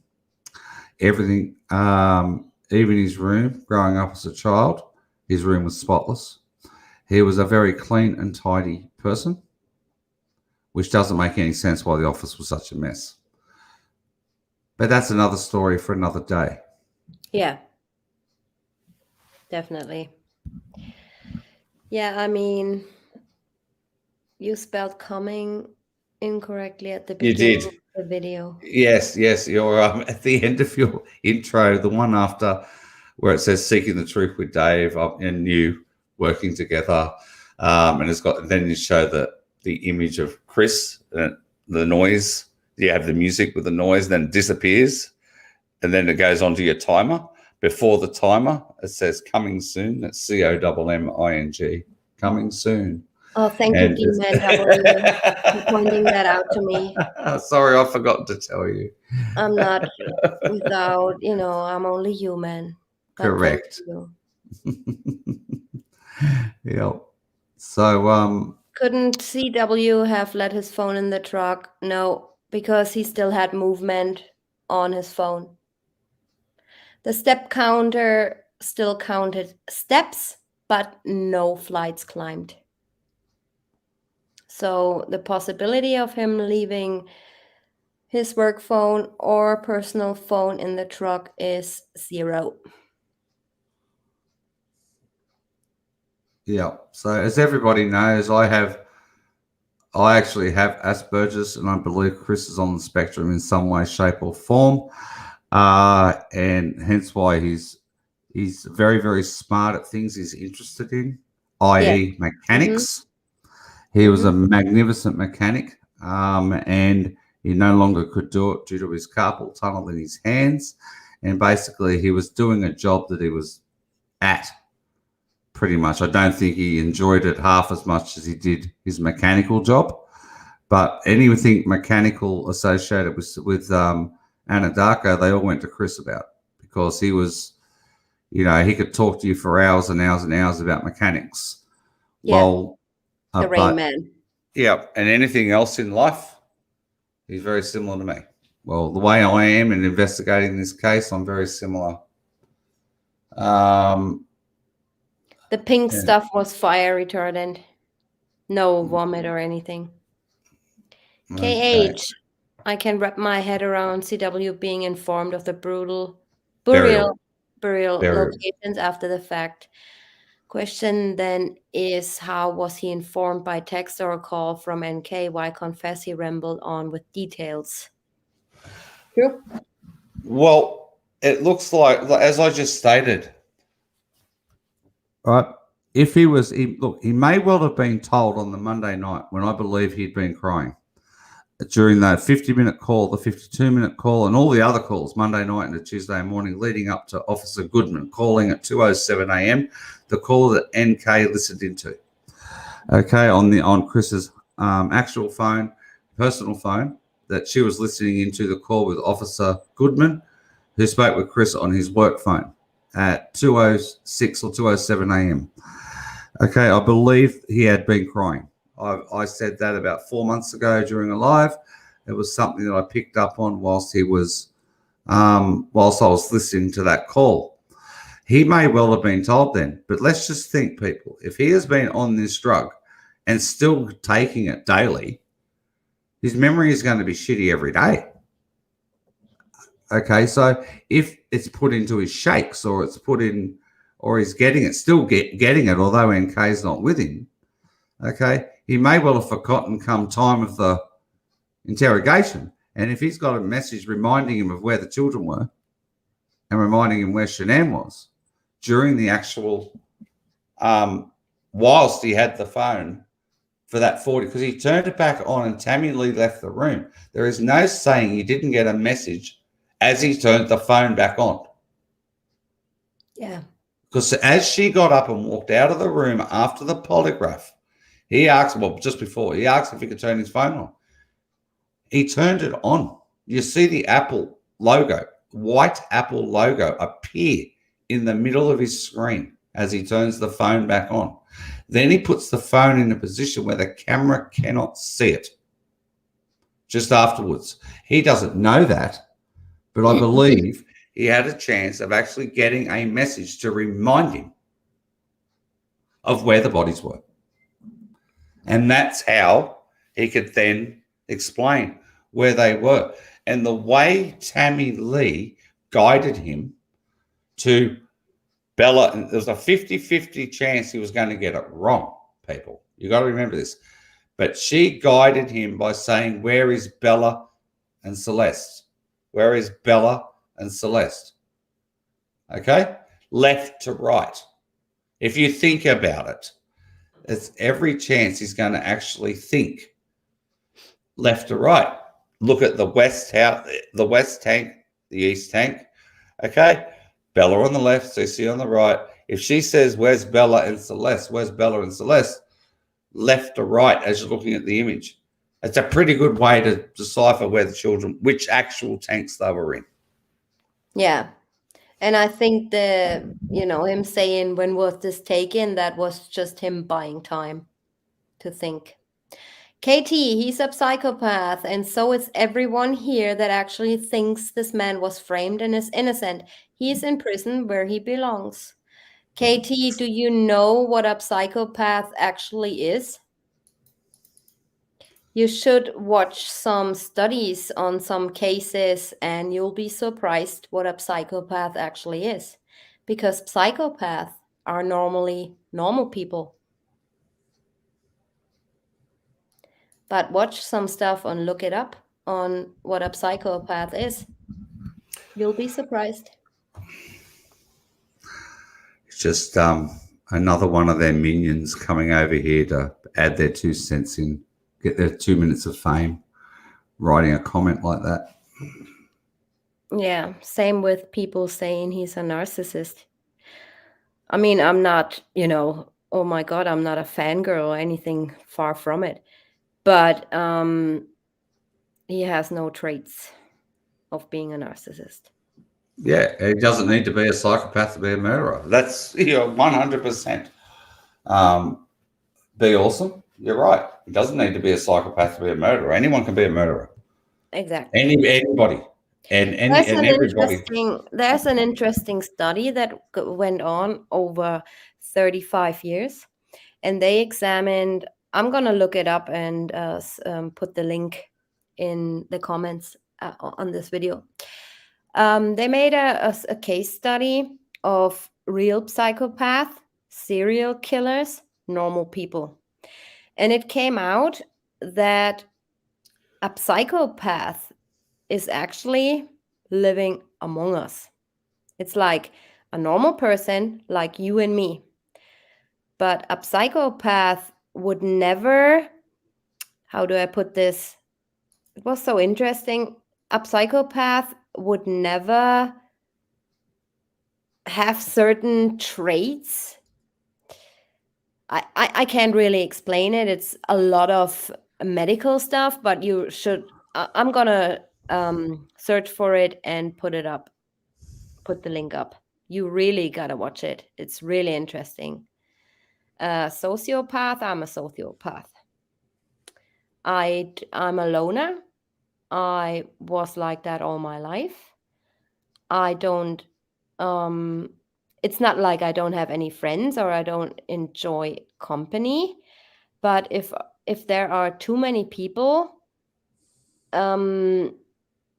like in a shop or something, I just want to go home. I can't stand people. I don't know why.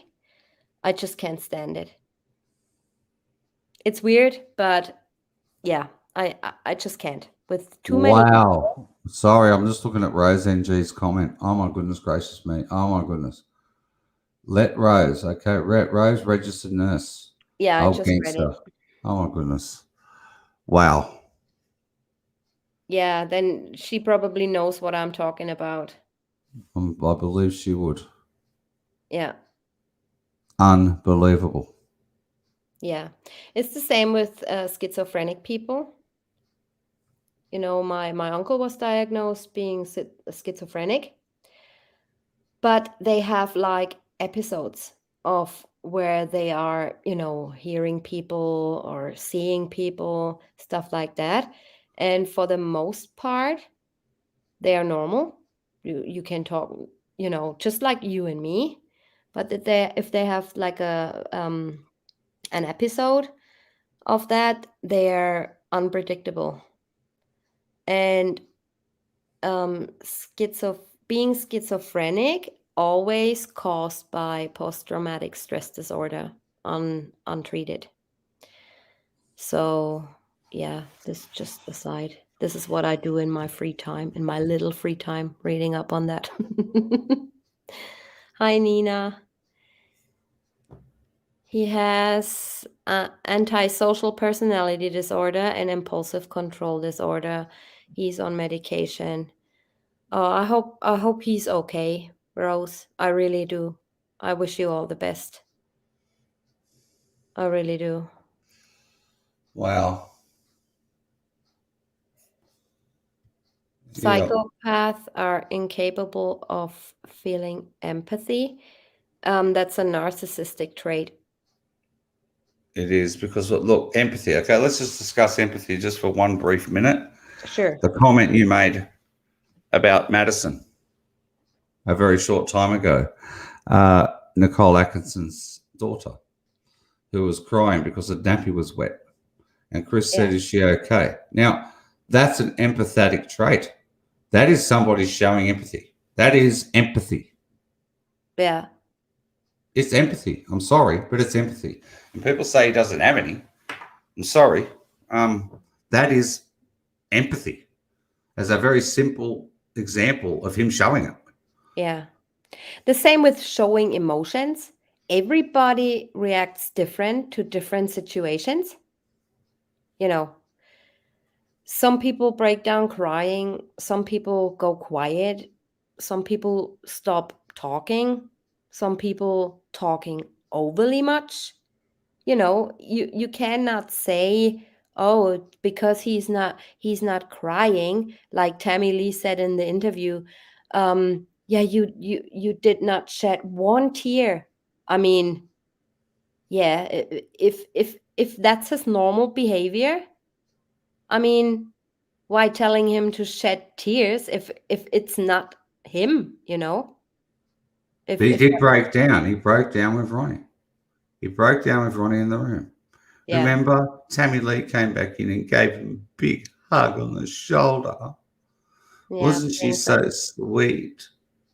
Oh, Oh, don't get me started on her. Anyway, This was a hate crime. What do you mean? what? A hate crime? In How what could it be a sense? hate? Well, if it was someone doing it through jealousy, I could understand it being a hate crime. Okay, I could understand that. If it was someone doing it through pure jealousy, it would be a hate crime. Yeah. That's the only way. And Rose NG said he's also a narcissist. He's a narcissist as well. He has many diagnoses. He can show empathy. So he's a psychopath. He's got personality issues, and her husband's a narcissist, but he can show empathy. But he is also medicated. You have got to be the greatest wife known to mankind, Rose. Oh yeah. Oh You yeah. truly do. You've got to be the most sympathetic, kind-hearted human on the planet. You are, yeah. Kudos to you for getting him the help he certainly needed. Oh yeah, definitely. All my respects to you. I believe it was payback. Dave, this is for you. Well, that's somewhere we're going soon. I'm just finalizing and preparing, Yep. and I will go there. I will go where no one else has gone. I'm serious, people. I'm going there, and I hope to enlighten you all with some very big possibilities of North Carolina and Colorado colliding. Yeah. This definitely gonna be the next big thing on Dave's channel. If the moderators please can put up Dave's link to his channel. Please everybody join and subscribe to Dave, Seeking the Truth with Dave. If you haven't already, that would be very nice of you. Guys, please read my comments properly. Guys, I'm saying there is absolutely no way Chris is a psychopath. I think Dave wasn't referring to your comment. He was talking to Rose. Yeah, I was talking to Rose then. Yeah. Or it might have been her responding to people in chat because, Sleepless in South Africa is one of my mods, so I don't think he was a brilliant liar. Read the Celebrate report. Yeah, well, he can. When you're having an affair, okay, you are going to lie. Yeah. I'm sorry, but just because you're lying about having an affair doesn't make you be a liar about murder. There's a big difference between, well, not that I've murdered anybody, but I have in my past life been a naughty boy, and you do lie. You are protecting yourself and your family, and you will be deceitful in that respect. But oh my God, there's only so far you'd go. I mean, I couldn't even contemplate going wherever Chris has gone. I mean, or and also supposedly gone. Also keep in mind, guys, we don't know anything about their personal life before, I would say, May. We only see what's out there on Facebook in her videos and posts and stuff. But what they really had going on behind closed doors, nobody of us knows. None of us knows. So there's that. They might have planned on separating. He might have had affairs before. She might have had affairs before. Where's all the money gone? We don't know. Because all we know is what we see on Facebook and what we saw in the discovery, what we read and what we heard. That's all we know. Correct. I personally do believe that she never, as far as I went back on her Facebook, ever went on a holiday or vacation or whatever for that long without him. Never. And to be honest with you guys, I don't believe the reason was because she was pregnant and couldn't fly anymore. No, I don't buy that. Because she certainly did when she, was pregnant with Bella or Cece, or, she flew all over the place. So for them saying, yeah, she went on a 6-week vacation or trip to NC just because she wouldn't be able to fly in a short time, I don't believe that. Yep, absolutely. And Linda Elliott, playing on my mind, that interview Chris Watt's friend gave that Dave played. Yes. Mark Jamison. Also told from what I've been made aware of, did tell a couple of fibs, but he also told a lot of truth in Mark Jamison's interview, which I did play the other night on my channel. But he does talk about Shanann in a way that a lot of people won't like. That's why it's a very tough interview to listen to. And that interview was actually on the 20. Oh, it was the 15th. Or 23rd. It was 23rd. The 23rd. Yep. The same day that NK was being interviewed by Kevin Kovac on video. So he does say some things about Shanann, referring to a shady past. And I will be delving into all of that. And I'm really sorry to the Ruzic family. It'll be something that we're definitely done after the anniversary. But I will be delving into it. There's a lot that needs to be said, people. And this has got nothing to do with causing pain to either family. This is a part of the investigation that truly does need to be looked at. And if law enforcement aren't going to look at it, well, somebody has to tell the public. I'm sorry, but they do. And I'll be giving you facts. I won't be giving you fiction. Right. Exactly right. Where was that comment I wanted to put up? There you go. Guys, do not forget that Watts are also victims. They certainly are. Yeah. They lost 2 beautiful grandchildren and one on the way. Right. Well, they truly did. And they have been bashed from pillar to post. Now, I just want to make a little quick comment is, let's remember, just after Chris was arrested, the world was told that Chris wiped out his entire family. But that is not what happened, everybody, as we all know. At the initial stages were Chris said he killed Shanann after Shanann killed the children. Now, Cindy came out and spoke her truth just after knowing what Chris had actually confessed to. So you got to think there was probably a lot of built up anger inside of Cindy, believing her son when he said Shanann hurt the babies. So if you look at it from that perspective, it's probably highly acceptable Cindy spoke the way she did. You got to be in a parent's shoes to think how much you'll defend your own child. I mean, and truly be put in that position. Fortunately, I've never been put in that position, and I hope never to be.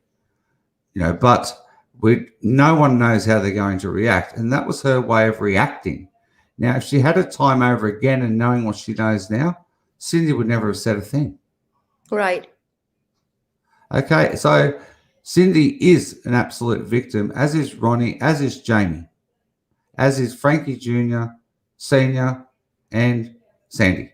They're all victims, everyone. Each and every one of them, and they should all be treated with respect. All of them. Pretty smart. Yeah, everyone should be treated with respect.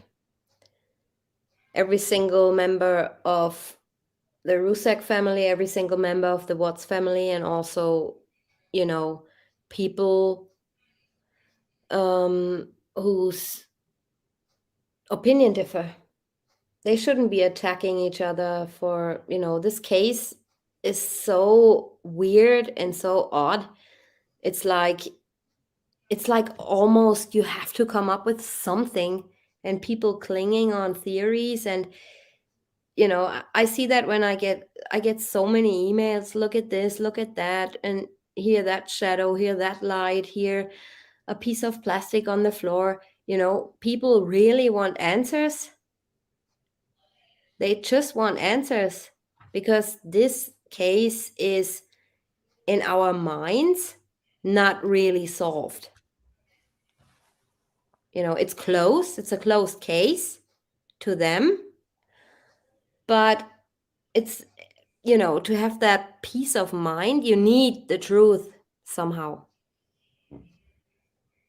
Yep. And Susan ZZ, we do actually, we do, if you go further, if you rewind the tape, we actually discussed that. Do you think the case is being investigated? We discussed it earlier. All right. So earlier in the live stream. Right. Yep. So look, I'm gonna chuff off. Me too. Yeah. Oh, okay. No worries at all. I'm going to spend the day with Deb, and I'm going to stay off YouTube. Yes, I'm do in so that. much trouble after yesterday, so I've got to. Aw. I've got to. Tell her I'm sorry. That's okay. It's all good. No, we're going to spend the day together, and we're all in lockdown here, so we can't go too far away from home. But we're just going to. Really? No, we can't. No, we're all in lockdown at the moment. So the whole east coast of Australia is currently in lockdown. Oh my God, The that Delta starts strain again. the Delta strain's here well and truly. When will it end, eh? When will it end? Never. Who knows? So Yeah.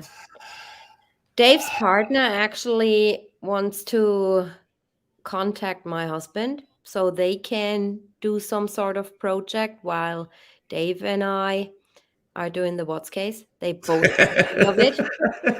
they They both hate hate the Chris Watts Watts. case. They hate Chris Watts. They hate everything about Yeah. it. Both partners. So we're gonna, I don't know. Maybe they could play online Scrabble together or something, whilst you and I are, taking each other away from our partners. When I talk to Dave on the phone, the only thing I hear her, "Oh, is the case closed already? Is the case solved now? Can we have peace?" Yes, absolutely. And then our Absolutely. answer, what's our answer? It hasn't even started yet. It hasn't even started yet. And then when I say, "Oh, if it goes to court, I'm going," and Deb Yeah. says, "I'm not going. I'm not going. You get bloody locked up. If you go over there and get locked up, I'm not bailing you out. I'm not." She definitely will. They definitely won't bail us out. Oh dear. Oh yeah, they look pretty smart. So they've written, can her girlfriend even join the project group with Deb and Steve? Oh my God. All right, you guys, to wrap it up, it's late. I hope you enjoyed that live stream. Thank you so much, Dave, for coming on. No worries at all. And Anytime, you know that. I'm looking forward to all our future projects together. Yes, absolutely. And just so you know, guys, I have Dave's back. He has mine. And Without a doubt. And thank you for so, your beautiful words earlier in the show. It you're very welcome. actually meant a lot to The me. truth as and you nothing all but the know. truth. Yes. So, please, you guys, join me tomorrow, 5 p.m. Eastern, me and my friend Mary, for the Mitzi Galimidi case. And then after that, I will be discussing with Dave sometime on the weekend or next week when we are going, or how we're going to proceed. Yes. Definitely show you guys what we have found regarding Nate's footage and the footage, County showed us, versus the footage that really was out there. And yeah, Dave, if you can just stay 1 second. Yeah, sure. Podcast. No worries. So you I'll wait. guys, I see you all tomorrow, 5 p.m. Eastern. Thank you everybody for joining, and see you tomorrow. Bye bye. Thank you. Bye.